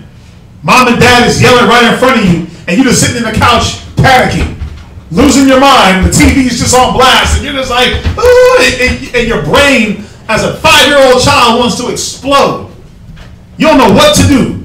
Some of y'all are a product of that. Why would you make your child? Why would you repeat that cycle? You got to see it. Go to James 3:13. James chapter 3 verse 13. Who is a wise man and endued with knowledge? Right. This is a question. Who's wise, man? Which one of y'all are well endowed? Not in the pants, but with knowledge. Some of y'all worry more about your endowment in the genes than you do in the spirit. But it's asking you, who is well endowed with what? With knowledge. With what? With knowledge. Read. Among you. Yeah, which one of y'all is wise, man? Well, this is how you gonna know. Read. Let him show out of a good conversation. Out of a what? Good conversation. Let him show by blocking. Good conversation. Ignoring. Good conversation. Yeah, I ain't got time for that. Good conversation. I ain't talking to my wife. She's whack. Good conversation. I said, let him show out of a good conversation. Meaning what? Now I got to display patience when she gets emotional. Now I got to show long suffering when she gets crazy. When she jumps out the spirit and all the demons hop on her, I can't let them hop on me. So what does that mean? I got to be a real man. I got to be a real man of wisdom, knowledge, and understanding. But guess what? You despise that. You're like, no, I don't need that. No. I'm not going to spit on the flame and put it out. I'm going to throw gasoline on the fire. I'm going to soak myself in gasoline and run through it. I'm going to be a catalyst for everything bad. That's what you tell yourself. That's what you promote. When you say, you know what, wisdom, I don't need that. I don't need that W word. I don't need that wisdom. I want the wisdom of the world, baby. It says let him do what? Show out of a good conversation. Come on. His works. With meekness. Wait, with pride. With meekness. With hatred. With meekness. With what? With meekness. Come on. Of wisdom. Wait. So you got to be meek in wisdom. So even if you have it, you got to be meek with it. If a man is taken in a fault, restore him in the spirit of meekness. Some of y'all restore in the spirit of brute beast animalism. And then you wonder why, damn, how come I can't get through to my wife? Well, because you drop the hammer down on her every time. She messes up. She needs the surgical blade. You come with damn Excalibur. You come with you come with a sword and pierce her through. Bah! She just needed surgery. A couple of cuts. That's all she needed. She needed the surgical, precise. But you come with a shotgun and just blow her whole face off. And you wonder, how come I can't get through her? She's wicked, Ark. See it? She's wicked, brother. She just ain't listening. Yeah, because you didn't understand balance. You didn't understand having your senses exercised. These little small principles, you didn't understand feeding them with milk and not meat. But because you didn't want to listen, you were like, yeah, I'm going to just shove a steak down a 6-month-old's face. I'm going to hit her with a whole steak dinner. Potatoes and all. But it's like, damn, that's a babe. She needs milk. She needs the principles of the doctrine. You're like, nah, nigga. She's been here 6 months. I'm going to treat her like she's been here for 15 years. I'm going to hold her accountable for every idle word. Like, come on, man. But this is what you do. Y'all acting like it ain't true. It's true. Where we at? Read. But if you have bitter envy and strife in your heart. See, a man without wisdom, this is what he has in his heart. If wisdom, knowledge, understanding is not in your heart, the fruits of the Spirit ain't in your heart. Isaiah 11:1, the spirit of wisdom, of equity, of charity, those things ain't in your heart. But this is, read on. Glory not and lie not against the truth. Yeah, it says, wait, read it from verse 14. Okay. But if you have bitter envy and strife in your heart, come on. Glory not. Hey, don't act like it's all good. Like, man, how's everything going with your rib? Huh? Oh, it's peachy. We all good, brother. She's glowing in the spirit. I was teaching her. No, you weren't. You was teaching her evil lessons. You were teaching her how to be lustful, how to be prideful, how to be sneaky. You taught her how to lie. You taught her how to be lazy. You taught her how to give up. You taught her how to be faithless, how to not fight. But it's all good. The scriptures say, glory not. Don't act like it's all good because it's not. And then don't lie against the truth like, see, it's the truth. The truth did. The truth made me do it. Don't. Nah, bro. Some of y'all are, I wouldn't be in this position if it wasn't for the truth. Nah, man. No, you were already in this position. We were trying to give you the wisdom to get you out and you still rejected it. So you're going to stay in that position. Read on. And lie not against the truth. Read verse 15. This wisdom descended not from above. Wait. So this ain't the wisdom that you're rejecting. This ain't the wisdom that descends from above and abodes on a man like a dove. The spirit of meekness, the spirit of charity, the spirit of love, long-suffering, brotherhood, ministering, fighting, being bold as a lion, faith. Not that spirit. No. Well, what spirit? Read on. But it's earthly. But it's what? Earthly. Yeah, earthly as hell, man. And then you wonder why your wife is wicked and your children are unprofitable. Earthly. You still stuck in earth mode. You still stuck in how can I please the white man mode? How can I please my flesh mode? What my mama said, what my daddy said, what my auntie and them said, you still in that mode. Earth mode. I thought you were supposed to be a god. I thought he is a god. I'm a god, right? I thought we were supposed to be gods. Read. Sensual. Woo. In your feelings. Kiki, do you love me? You in your feelings. Some of y'all in y'all feelings right now, I don't give a damn. I do not care. Get over it. Apply some wisdom. Apply the Bible, then you wouldn't be in your feelings. Apply the scriptures. If you don't like chastisement, it means you forsaken the way, bro. Or sis. Some of y'all in y'all feelings right now, sensual as hell, in the chair like, why is he talking about me? Why is he saying that? I'm saying it because you're doing it. And if you don't want me to say it, stop doing it. Read on. Devilish. What? Devilish. Yeah. This is where that wickedness comes from. That earthly, sensual feelings that you display to your woman, all that carnality is devilish. All that stuff you display to your children is devilish. Read. For where envy and strife is, there is confusion. There is what? Confusion. Yeah, that's why your house is chaotic. It's confusion. The Most High is not there. The Most High is not the author of confusion, but of peace to all the saints. Why is there confusion in your household? Why does your wife wear the pants? Because the wisdom that you're using is earthly, man. You're not using the scriptures to guide your house and set your house in order, guide your children. So there's confusion in the households. There's confusion on everything. I can't pay my bills. I don't know where the money's going to come from. I don't know where she's at. She was supposed to be over here, but I don't know where she's at. You confused. Like, how do you not know where the essential pieces of your household are? I guarantee you. Tell me where you left that Xbox controller. I guarantee me that you can tell me the position. Did you turn the controller off or not? What the last show you watched? But you don't know where the essential things of your house are.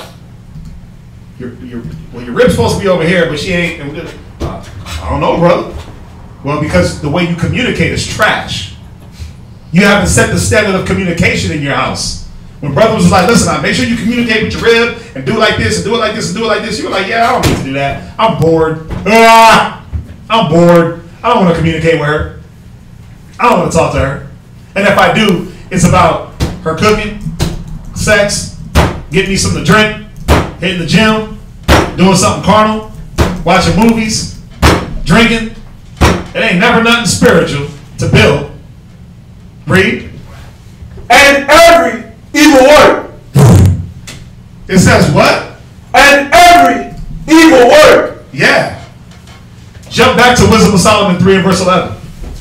It said there is confusion in every evil work. Read Wisdom of Solomon 3 and 11. For whoso despises wisdom and nurture, he is miserable. Read. And their hope is vain. Come on. Their labors unfruitful. Their what? Their labors unfruitful. And read on. And their works unprofitable. For where envying and strife is, there is confusion in every evil work. Now we're seeing why your works are evil and unprofitable. Go to Matthew 13:22. 2 Peter 1 and 8. Oh yeah, we get through this. Matthew chapter 13 and verse 2. Read.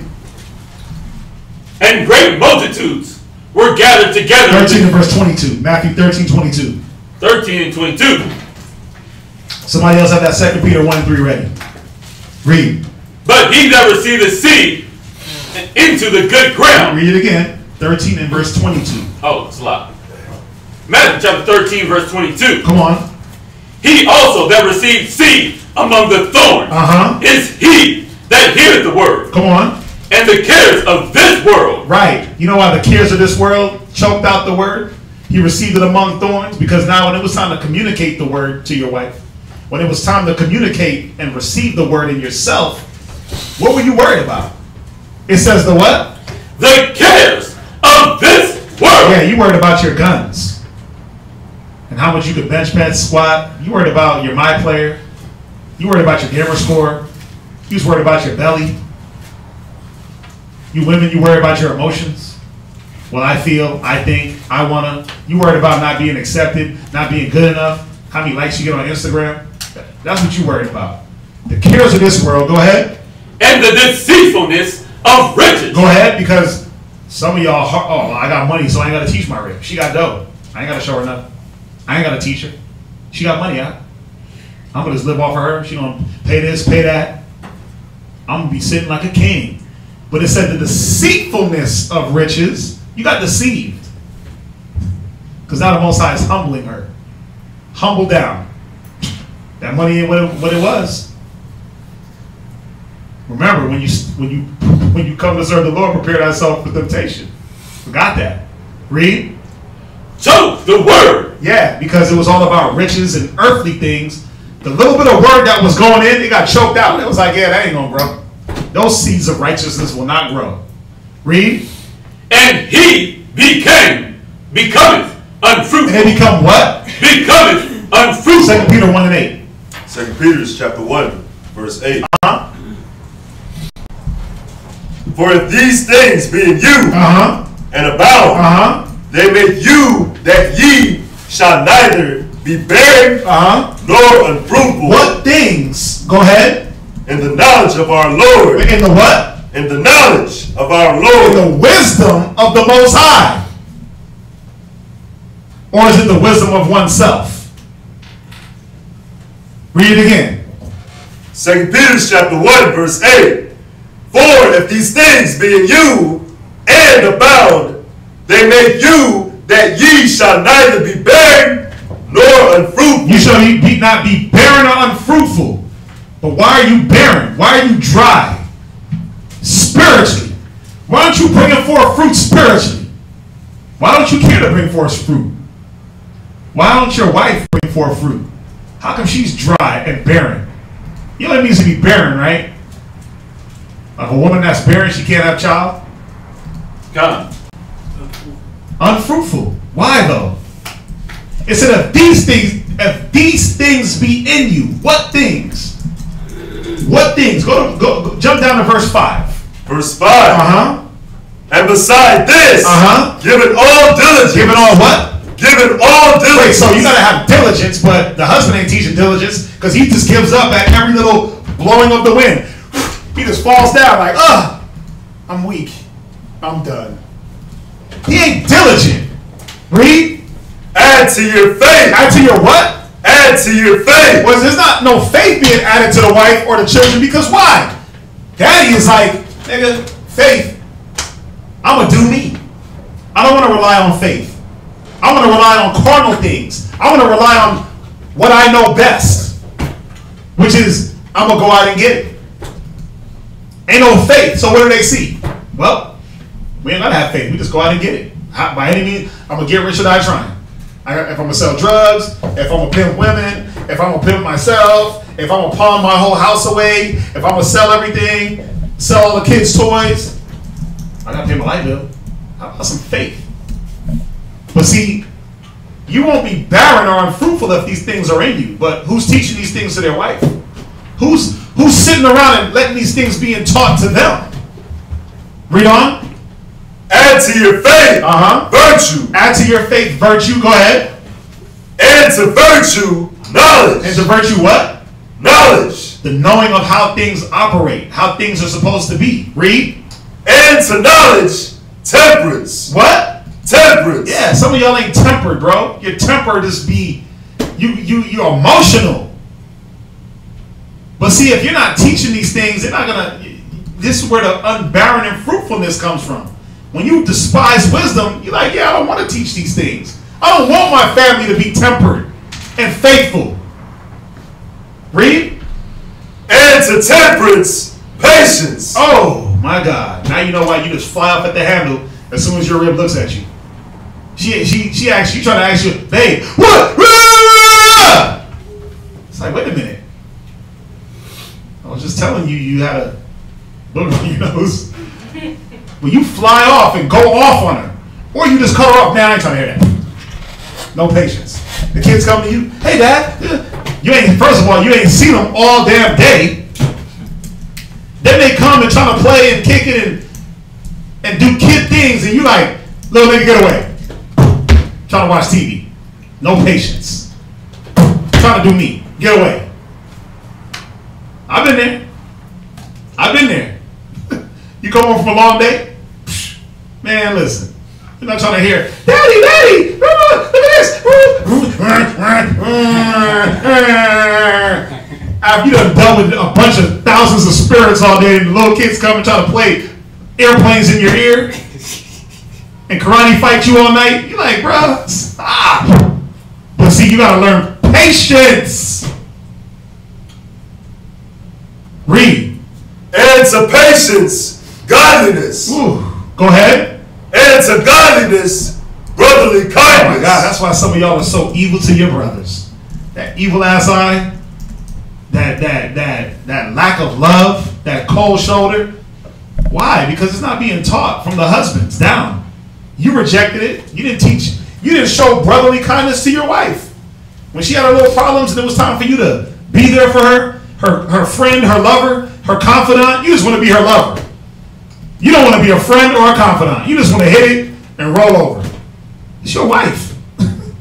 You're supposed to show brotherly kindness to her so she can show it to the next sister, the next brother, this person, that person. But if these things be in you, you will not be fruitless or barren. But now you got to ask yourself, why are some of y'all barren and fruitless? You ain't got brotherly kindness. You ain't got godliness. You definitely ain't got patience. Read on.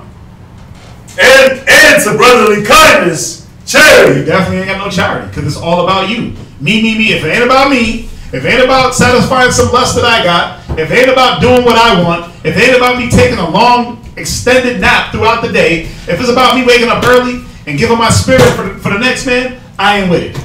But if it's about me sleeping in and laying down, I'm down for that.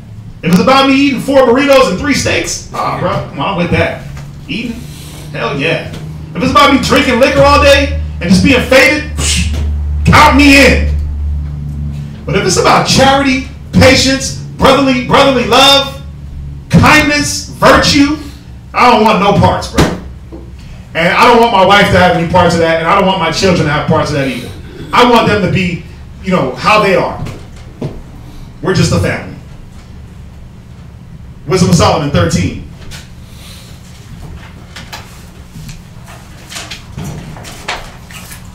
Wisdom of Solomon 3 and 11. And then somebody else get Wisdom of Solomon 13 and 1. Read. For whoso despises wisdom and nurture. I'm going to keep reading the scripture. Read. He is miserable. He is what? He is miserable. Read on. And their hope is vain. Wisdom of Solomon 13 and verse 1. Read. Wisdom of Solomon, chapter 13, verse 1. Read. Surely vain are all men by nature. Yeah, the natural man is automatically vain. So why do you keep adding vanity on top of vanity? Why not add some spirituality and look for spiritual things? But it says all men are vain by nature. So what does that mean? That the spiritual man ain't supposed to be looking at vanity. Ain't supposed to be having hopes in vain. Ecclesiastes 34 and verse 1. Read on. Ecclesiastes 13 and 1. Read on. Who are ignorant of the Most High. Wait, what are they? Ignorant of the Most High. Yeah, you see what makes you vain? Being ignorant of the Most High. What else? Read.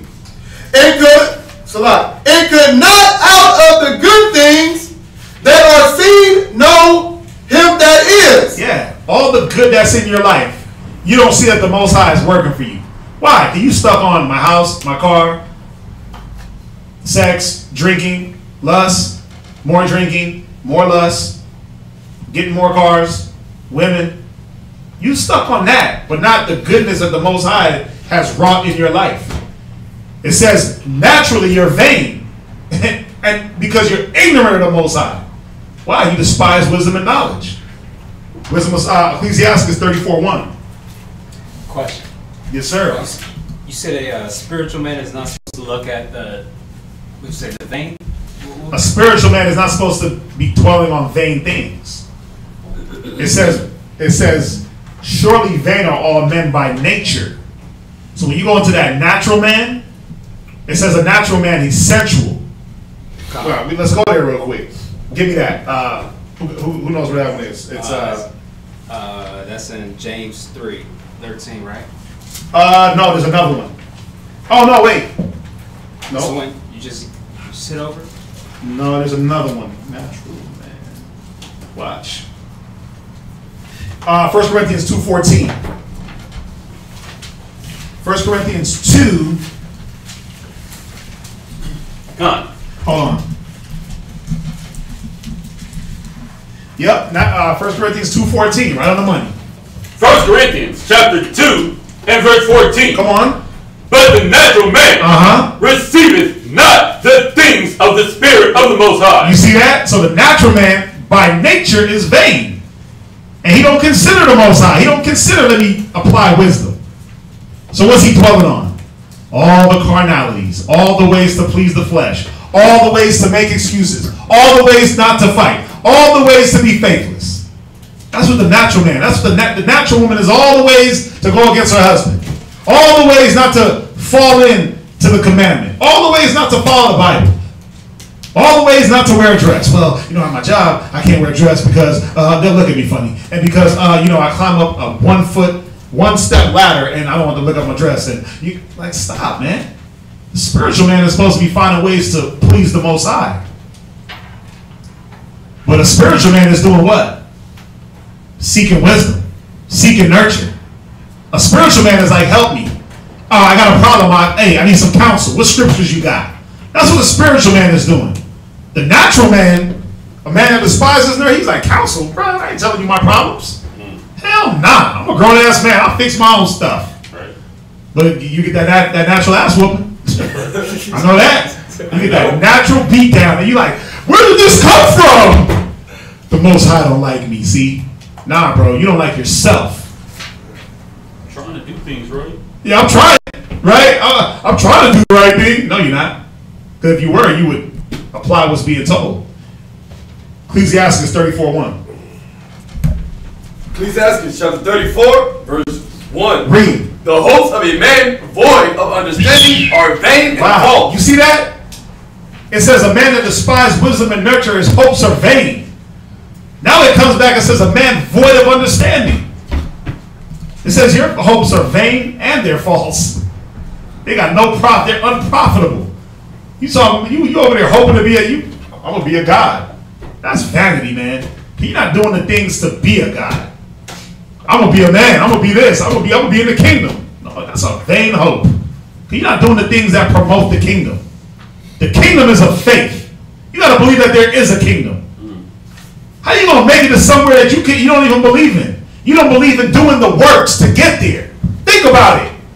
Yeah, I'm gonna make it to the kingdom, and I'm gonna shine and glow. I'm gonna walk the paved streets of gold, and it's gonna be pearls, and the streets 1,000 million feet high. I'm gonna be there. Then why you don't do the works that get you to the kingdom? Why you flutter in that?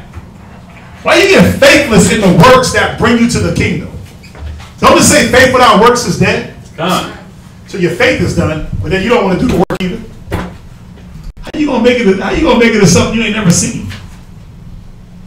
It don't make sense. Vain hopes.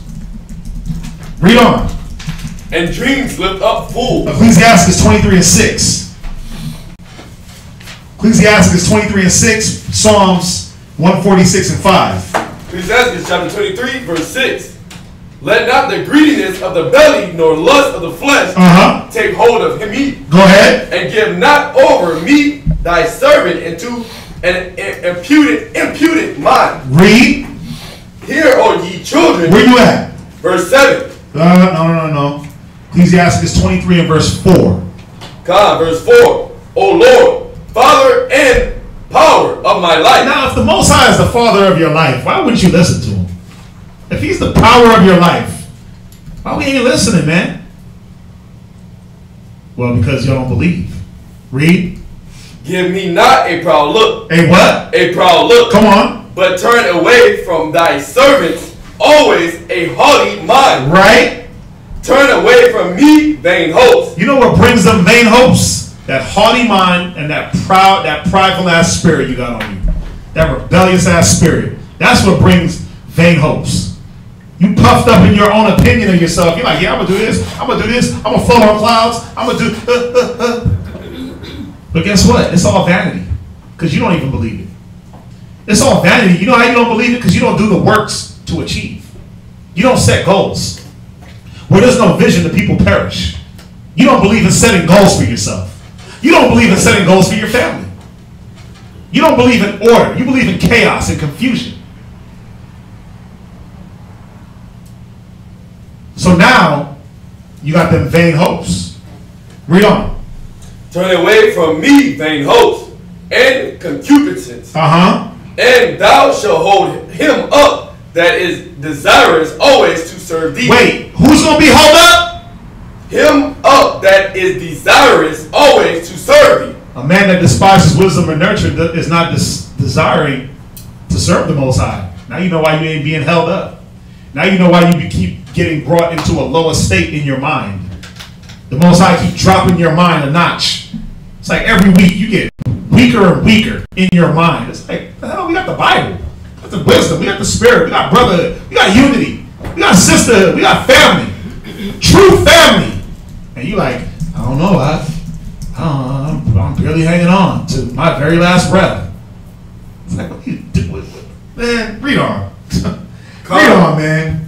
God, and thou shalt hold him up that is desirous always to serve thee. Come on. Let not the greediness of the belly nor lust of the flesh take hold of me. This is what happens to a man that doesn't desire wisdom and nurture. The greediness of the belly and the lust of the flesh take you over. That's all you know. Read. and give not over me thy servant into an impudent mind. And you know what that does, man? Go back to Wisdom of Solomon 3 and verse 11. You know what that does when the greediness of the belly and the lust of the flesh take hold of you? Read. For whoso despises wisdom and nurture, he is miserable, and their hope is vain. Right? It said he's what? He is miserable. He's what? Miserable. Yeah, the lust of the flesh and the greediness of the belly brings misery. It brings misery, man. You think you good. Think again. Go to Revelations 3:17. Revelations 3:17. Revelations chapter 3, verse 17. Because thou sayest, I am rich. Because you said what? I am rich. Yeah, I'm good. Right? Read. And increase with good. Yeah, I'm good, man. Look, I'm fat. I got it, bro. She got it. Look, we living, right? Alcohol, food, alcohol, party, shots, shots. Right? We in there, I don't gotta study because look, she got my name. She ain't gotta study because look, I'm studying her my name. Come on, man. That's how y'all think, though. Like I'm good. Look. I got this. Look at my shoes. I got a new shirt. Oh yeah, look, bracelet. Oh yeah, look, new car, all that. Because you rich and increase with riches. Read. God, and increase with goods. And have need of nothing. Right. And knowest not that thou art wretched. You are what? Wretched. Yeah, you didn't realize how wretched you really were. Because now what are you relying on? You rely on the things that moth and rust doeth corrupt. You rely on things that'll be here in a minute. They'll be here right now and it'll be gone right now. 1 minute you driving down the car, driving out this and that. Bah! Next minute, you taking a left everywhere. 1 minute you got the new shoes, nice and crispy. Next minute, they dirty as hell. You don't care. 1 minute you got the nice shiny new rib. Next minute she's disgruntled and mad. Why? Because you ain't put the things necessary into her. 1 minute you got the kids. Next minute they gone. It happens. I've seen it. Because you're trusting in the wrong thing. So now it says you're what? And have need of nothing, and knowest not that thou art wretched. You're wretched. Read. And miserable. And what? And miserable. Yeah, man. You're really miserable. You're really miserable. You know why? Because the human flesh always wants more. It's never satisfied. You get one car, what? You gonna have the same car for your whole life? Nah, nigga, I need to upgrade. 4 years later. You get one phone? No, I gotta upgrade. You get one shirt? I gotta have 50 shirts. I need one jean, I got 50 jeans. You got one pair of shoes? No, I need 1,000 pair of shoes. The human flesh is never satisfied. And the misery comes by what? Chasing. Chasing and never being satisfied. What satisfies us? What is supposed to satisfy us is the wisdom. You're supposed to be able to get the wisdom and be content with your estate, with your place, and understand that I can always move forward, but at the Most High's pace. Well, you're miserable. You chasing the wrong thing. Where you at? Come, last precept, verse 17. And poor. And what? And poor. Hey, you're really poor, man. You're really living in poverty. Because, again, you have all those riches of the world and be increased with goods, and a week later, they all snatched up. Bank account negative, can't pay this, can't pay that. You have to go sell that to go pay this. That's how it works. Most High will put you in a position to rely on Him, where you got to use wisdom. But then some still don't. Wisdom of Solomon 9:14.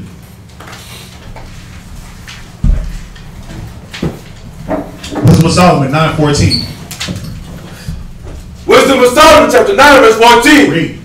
For the thoughts of mortal men. The thoughts of what? Mortal men. Yeah, see, these ain't the thoughts of a spiritual man. These ain't the thoughts of a man that's in the spirit. These are the thoughts of a man that's despises wisdom, nurture. I don't want to hear that. I already heard that. I know better. I already know. Yeah, but. These are the thoughts of a mortal man. Read. Are miserable. They're what?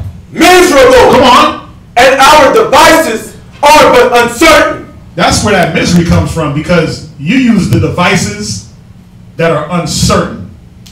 You know what that means? That means that you're going through an issue, and you might even go to a brother and say, hey, I need some counsel on this. And he says, oh yeah, go to this chapter, read that. Let me break that down. Let me give you the understanding. Let me give you my experience of what I did. And then you go with what you think is right. It ain't got nothing to do with the Bible. You totally disannul all that, and you go off of the worldly wisdom. You go off the uncertainty of the world. You don't go off the fact of the doctrine, the sound doctrine.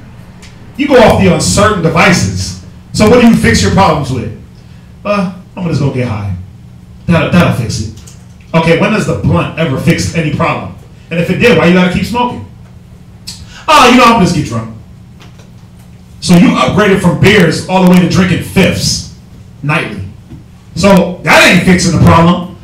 Bad liver, the sweats, the shakes, you can't stand. That ain't fixing it. Brothers is like, nah, bro, don't fix your problems that way. Hit brothers up, call them, counsel, let's rap, let's take your mind off of things. You're like, nah, I'm gonna hit the liquor. I like the way it feels. Nah, I'm gonna hit the blunt. I like the way it feels. Or I'm gonna just go hit random chicks. I like the way that feels. I'm gonna hit the block, I'm gonna do this, I'm gonna do that. You go to the devices that are yet uncertain, thinking that what? That's gonna fix it. And guess what it does? Misery loves company. You invite 7 more demons to come kick it at the demon party. So it wasn't just lust. Now it's like some filthy lust, coupled with pride, a little bit of envy, covetous, touch of adultery in there. You got all them demons that you floating around with. You only had the lust on you, but you didn't want to listen. So you invited all those uncertain things, cause more misery, more pain, more anguish. Read. For the corruptible body presses down the soul. Right. And the earth. Right. Listen, you got to be careful what you eat, brother, because it's gonna weigh you down. Now I don't see that. I don't know what you're talking about, brother. Well, because when you eat 5 Whataburgers at one time, and then you try to perform throughout your day, it weighs down your body. Your body's trying to digest 4 pounds of meat, 8 hamburger buns. Like, come on, it presses you down. It corrupts your body. The bad food, it corrupts you. That's what we're talking about. No, I don't see that though, brother. Yeah, well, every time you eat some badass food, you get into this weird spirit. You get these demons on you of slothfulness. I don't want to do it. I can't do it. I don't know how to do it. I don't see it. I don't want to see it. Lazy. You get those spirits on you with the bad eating. But when you eat good, I noticed that, man, when you eat good, you bouncing around, you're good, your mind is clear. So there has to be a connection there, right? No, I don't see that. I'm going to just keep eating bad, bro. But the Bible says what? Read. For the corruptible body press it down. Corrupt your body. What does it do? Press it down the soul. Yeah, it presses down your spirit. When you corrupt your body, imagine think about a cat that plays sports and he injures himself. Is it just his leg that's injured? Or do he got an injured spirit? He's sitting there like, damn, I can't play. Oh my God. I remember when I hurt my knee the other day, I was like, oh my God. It broke my spirit, man. I'm like, damn, I can't be out there like Mike no more. Lost my Jordanness, right? I'm playing. But it hurt my spirit, man, to not be able to perform athletically how I was used to. My body is corrupted. But when you purposely corrupt yourself, and brothers is like, nah, we gonna do this, we gonna make sure you don't eat this, and then you're like, nah, bro, I'm getting a double meat and a patty melt. Screw that. Wash it down with a shake, peanut butter, right? I'm gonna hit it with all the fixings. It's like, but bro, that's what corrupts you. That's what messes up your spirit, huh? Nah, I'm good. I'm gonna do me. I don't see it. But the Bible tells us what? Read. And the earthly tabernacle weighed down the mind. Yeah, it's like, hey, you shouldn't drink every night because, for one, you don't want to show that lesson to your rib. 2, you want to be able to function for the next day. You young, we know that you're a superhero. But all the drinking early, That ain't good for you, man. You know, you gotta take a break. Oh no, I'll just drink some water. I'll just sleep it off. I got it. It's like those words with those noises come out. That's what I hear. When brothers talk, I'm like, you ain't talking with no wisdom, man. Read. And the earthly tabernacle weighed down the mind that mused upon many things. It weighs down your little puny mind that is already split on sex, food, this, faith, long suffering. Your mind is already broken up and musing on all these different things. So not only you feeding your body and pressing that down, now your mind got to battle all the different feelings that is coming. It's musing on everything. Except for what? The Bible. Except for what? Wisdom. Read. And hardly do we guess aright. And then you don't even guess aright when you try to solve your problems. Because you're not guessing with the wisdom. Read on.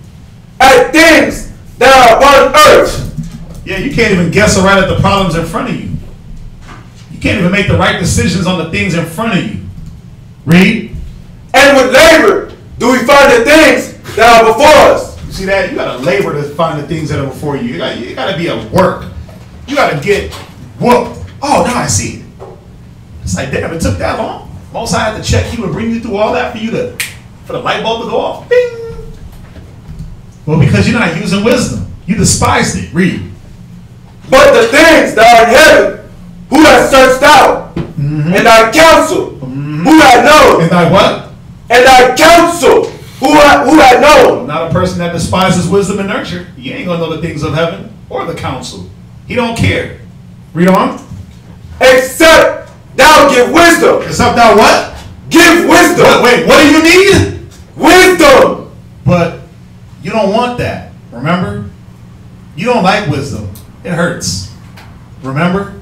You don't want to be told. Remember? I don't like the way you said that. Remember? I don't like the way that came, huh? We ain't even, brothers ain't even getting taught too harsh. It's like, go to the Bible and just read. Break it down, tell me what you mean. Tell me what it means to you. And it's like, no, I don't want that. It said, except what? Except thou give wisdom. And send thy Holy Spirit from above. And do what? Send thy Holy Spirit from above. Come on. For so the ways of them which live on the earth were reformed. This is how you get reformed out of that bad nurture that you got from your family. This is how you reform yourself. It gotta be wisdom. Read. And men were taught the things that are pleasing unto thee. And see, and that's what it's about. We gotta be taught what's pleasing unto the Most High, not what pleases you or your flesh or what you want or what I want. It ain't about me. Like, yeah, Prophet S.O.W made me do that. Nah, bro. We got to do what's pleasing to the Most High. Read on. And were saved through wisdom. They were what? Saved through wisdom. Man, if that ain't one of the coldest scriptures, it says you're saved through wisdom. Wisdom of Solomon 3 and verse 11. Okay. For whoso despises wisdom and nurture, he is miserable. Come on. And their hope is barren. Right. Their labors unfruitful. Read. And their works unprofitable. Come on. Their wives are foolish. Read. And their children wicked. Come on. Their offspring is cursed. Man. Offspring cursed. Read on. Wherefore blessed is the barren that is undefiled. So it says that in Wisdom of Solomon, in Wisdom of Solomon 9 and verse 18, for the ways of them which lived on the earth were reformed, and men were taught the things that were pleasing unto thee, and were saved through wisdom. Because what does wisdom do?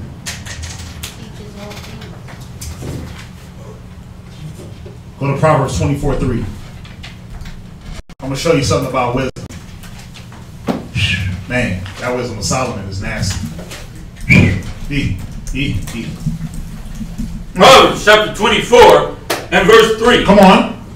Through wisdom is an house built. It says through what? Wisdom. Through pride. Wisdom. Hate. Wisdom. Envy.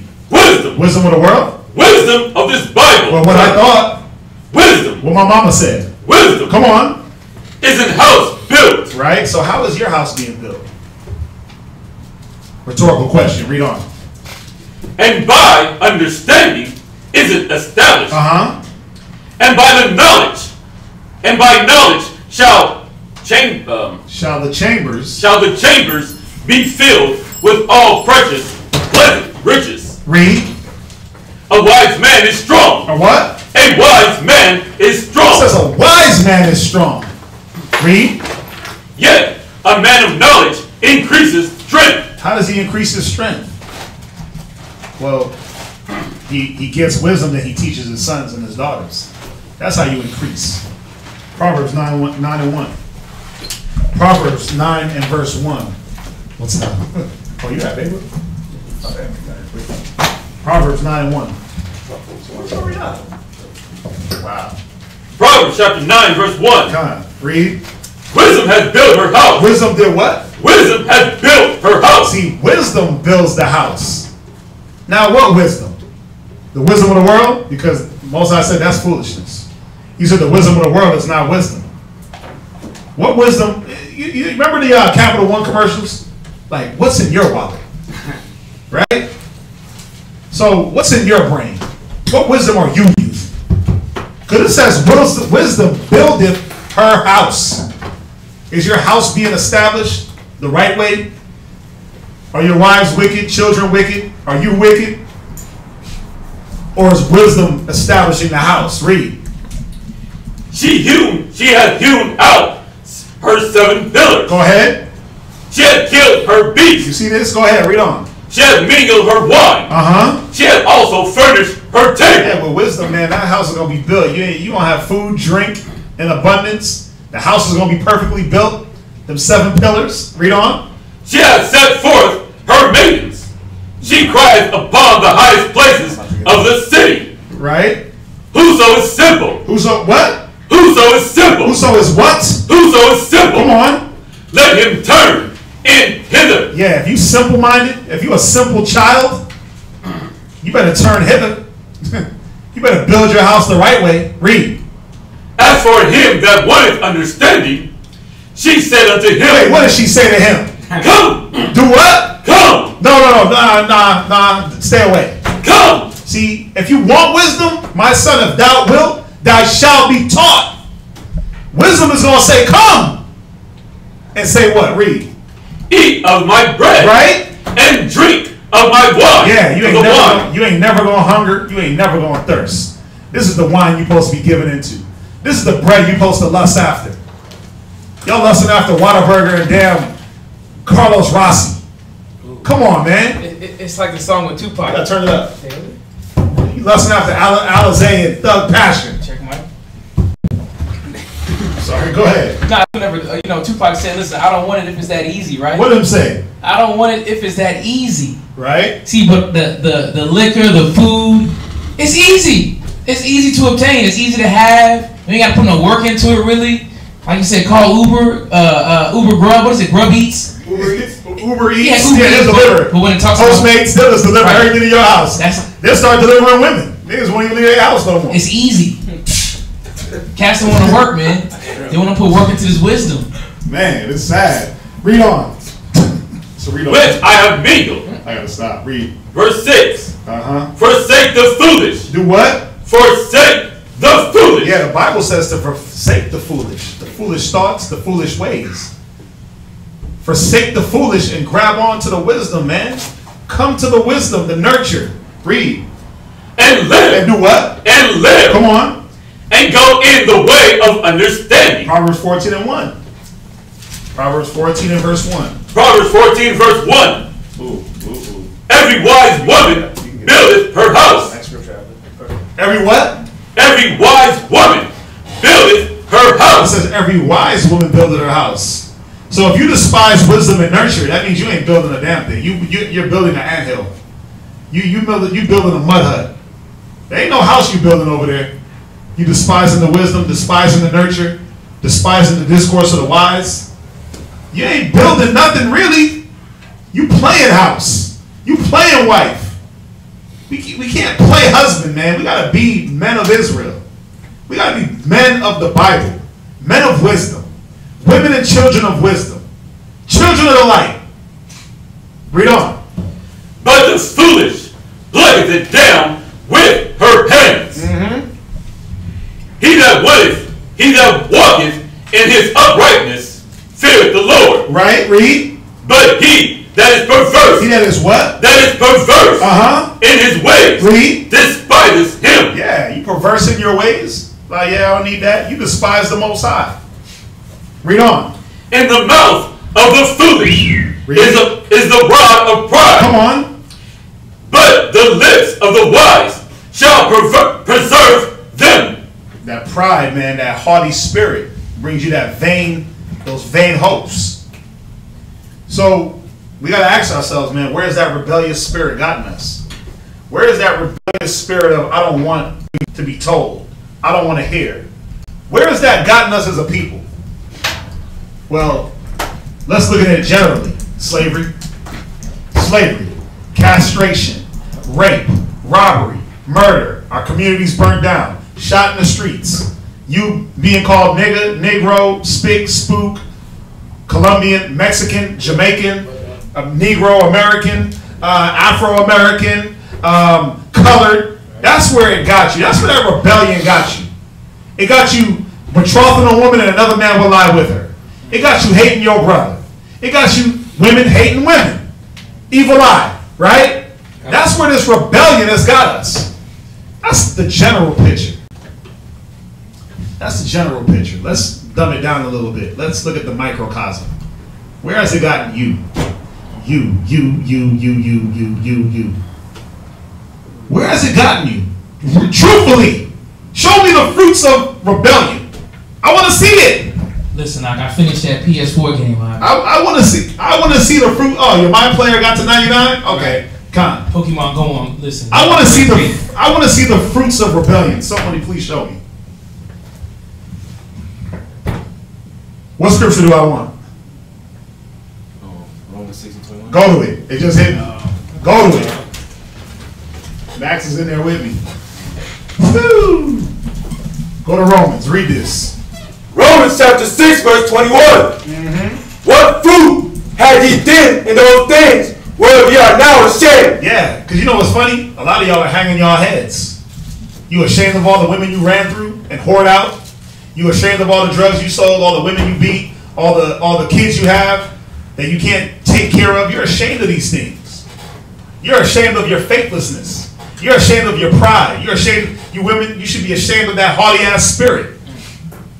That lack of communication. Where you at? No, I got that. Well, you said... Are you writing me down word for word like a stenographer? No, but I just like to hang on to some of these... You're good, what's up? What you say? But you said the fruit of the... What was it? The fruit of the pride? No, the fruit of the wicked. I said, where is the fruit? Where's the fruit? Yeah, where's the fruit of rebelliousness? Of rebellion. Where is it? Where's it gotten you? I want to see the tree. Where is it at? Somebody show me. How does it taste? What fruit is it? A mango? Come on, is it a coconut? What? It's a cluster of grapes. What is it? Sour pear. It's a what? Sour pear. It's a sour pear, right? Unedible. It's unedible fruit. It's unprofitable, but it's going to tell us. Read it again. What fruit have ye then in those things whereof ye are now ashamed? Yeah, because again, you're ashamed of all these things, man. Some of y'all should be ashamed that you despise wisdom, nurture, that you turn the shoulder. But where is the fruit in these things that you're ashamed? Read. For the end of those things is death. That's what? Is death. Yeah, because some of y'all are on a deathbed. You don't even see the collision course coming. Some of y'all are, bro, man, some of us are on a collision course with the Most High that is going to be detrimental. Go to Proverbs 15:32.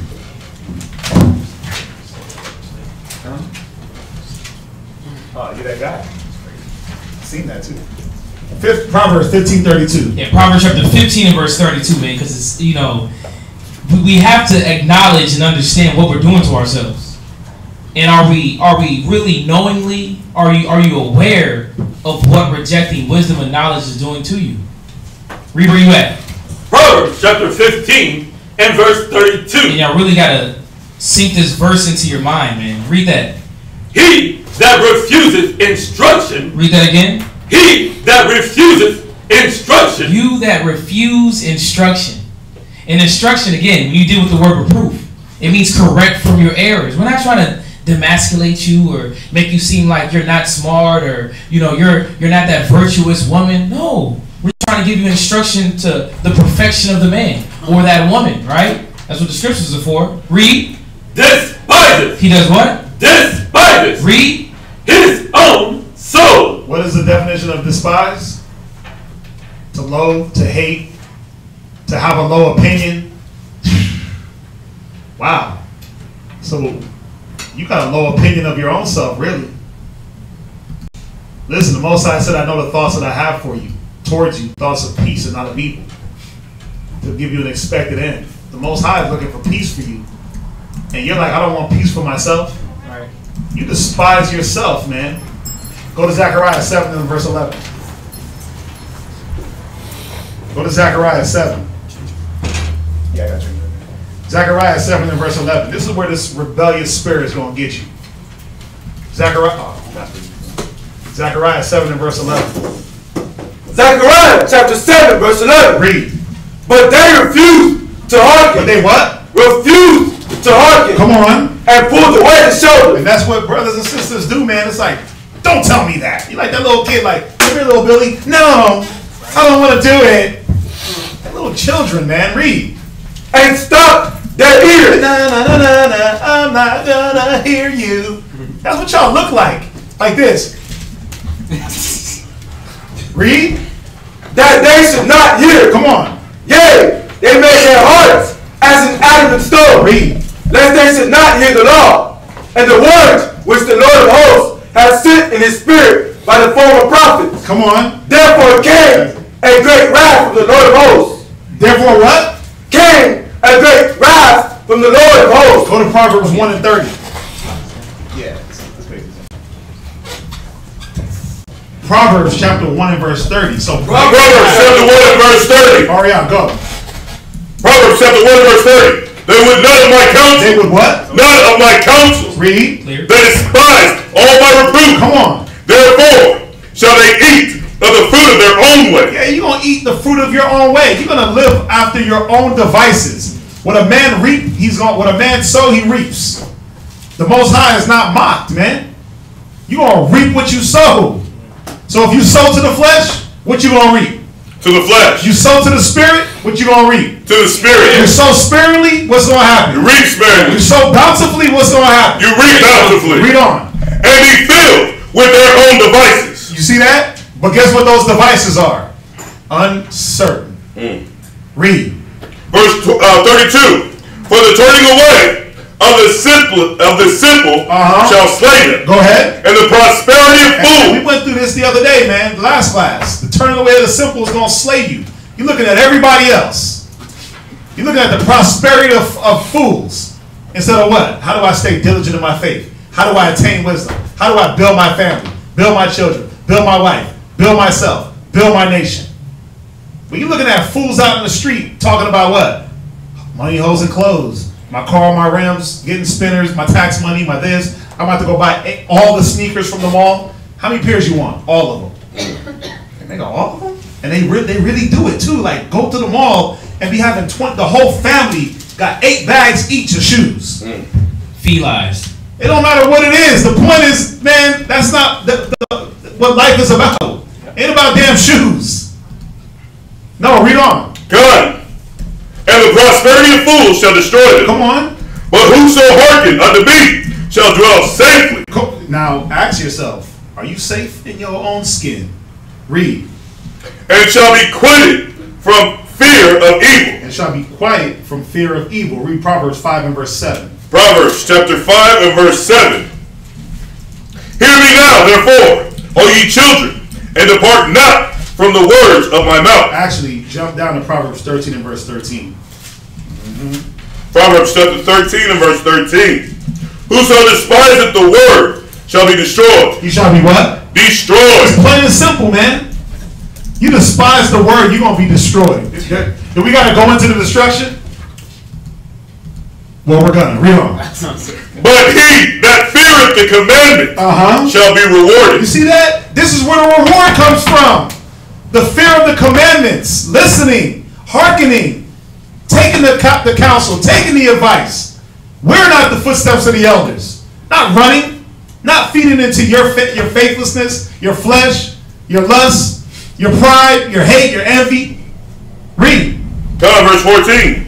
The law of the wise is a fountain of life. To depart from the snares of death. Come on. Good understanding giveth favor. Ooh, you say that? It says good understanding giveth favor. But when you lack wisdom and nurture, you don't have the understanding. So there is no favor. You just get this. Watch. Read. But the way of transgressors is hard. And you get hardships. Yep. That's why you're looking sick. Oh yeah. Miserable. Dried out. Miserable. I see barren. Oh yeah. Yeah, just like, brother, what's going on with you? These brother, they hold on to their last breath of life. You look defeated. Oh no, it's worse than that. You look like you about to die with one more breath. Damn. You take one more. And the thing about it is self-inflicted. Oh yeah, it's all self-inflicted. He that despises wisdom and nurture despiseth not God, but himself.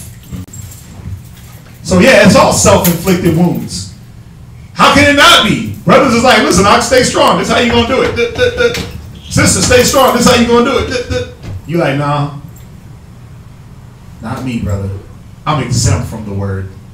Somehow, some way, the word can just never pierce my spirit enough for me to be convicted. Read on. Every prudent man deals with knowledge. Right? But a fool layeth open his folly. That's why y'all make so many mistakes. That's why you make you basically lay open your folly like a book. Like, oh, here it is. Yeah, I'm just gonna be doing dumb stuff. Here it is.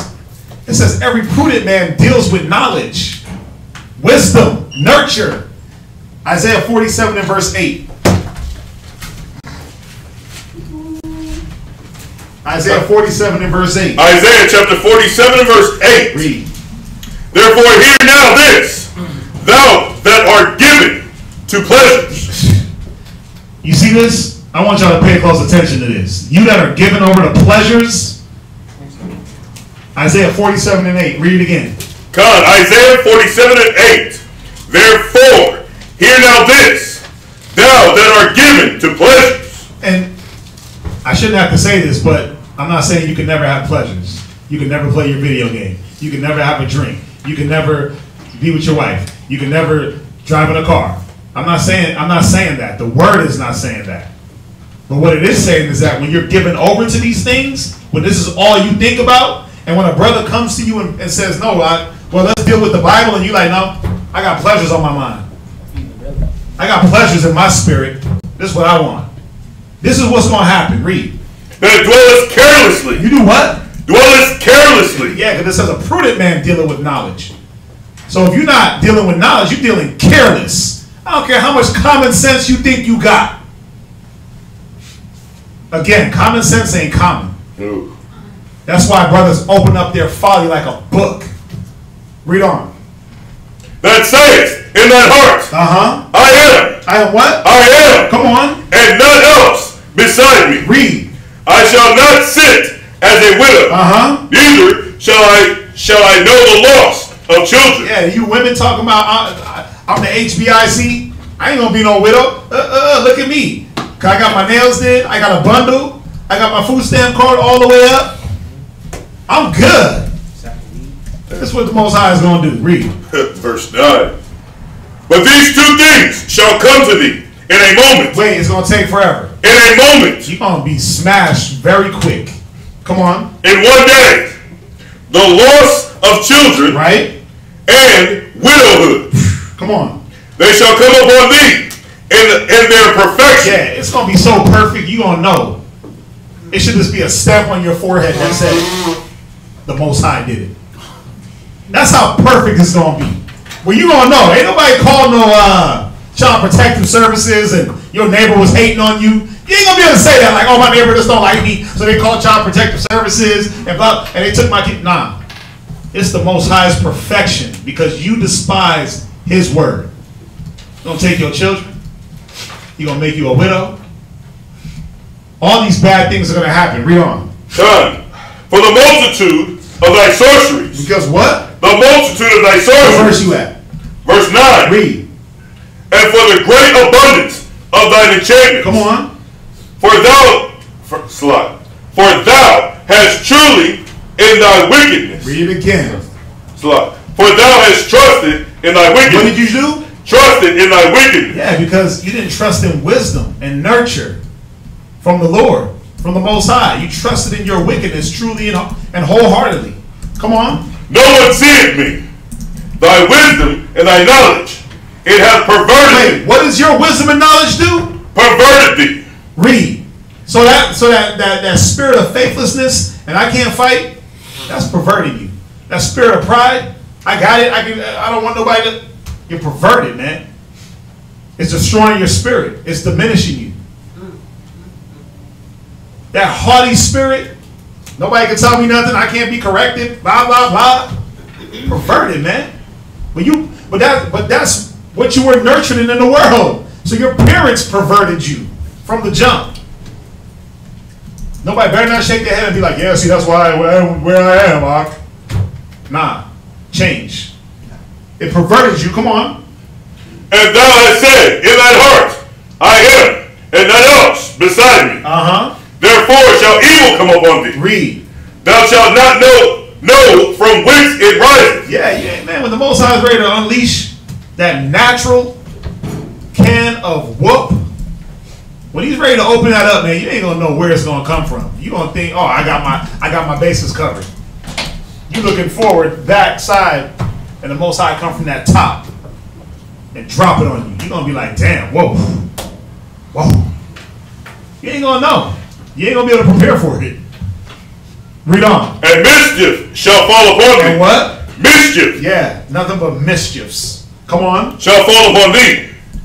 Thou shalt be able, thou shalt not be able to put it off. You see that? You ain't gonna be able to put off what the Most High got in store, man. You ain't gonna be able to put off this whooping because you don't want to put off the old man and put on the new man. That's why. So He's like, well, you don't want to do one thing, I'm gonna make you do the other. And you ain't gonna be able to resist this. Come on. And desolation shall come upon thee suddenly. You see this? You're gonna be desolate. Read on. Which thou shalt not know. Isaiah 30 and 12. And Isaiah 5:21. And then that's it. Isaiah chapter 30, verse 12. Wherefore thus saith the Holy One of Israel. Come on. Because ye despise this word. Because you what? Despise this word. Come on. And trust in oppression. And that's what you end up trusting in.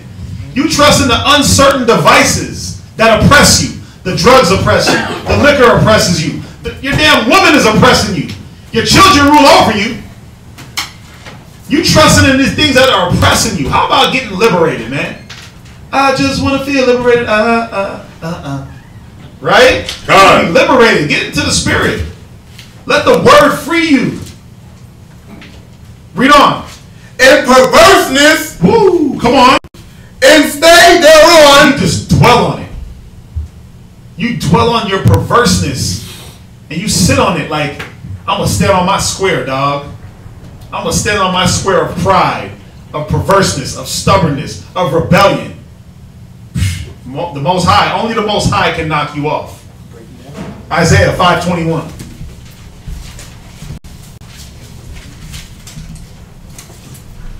Isaiah chapter 5 verse 21. Read. Woe to them that are wise in their own eyes. Yeah, it's destruction to you, man.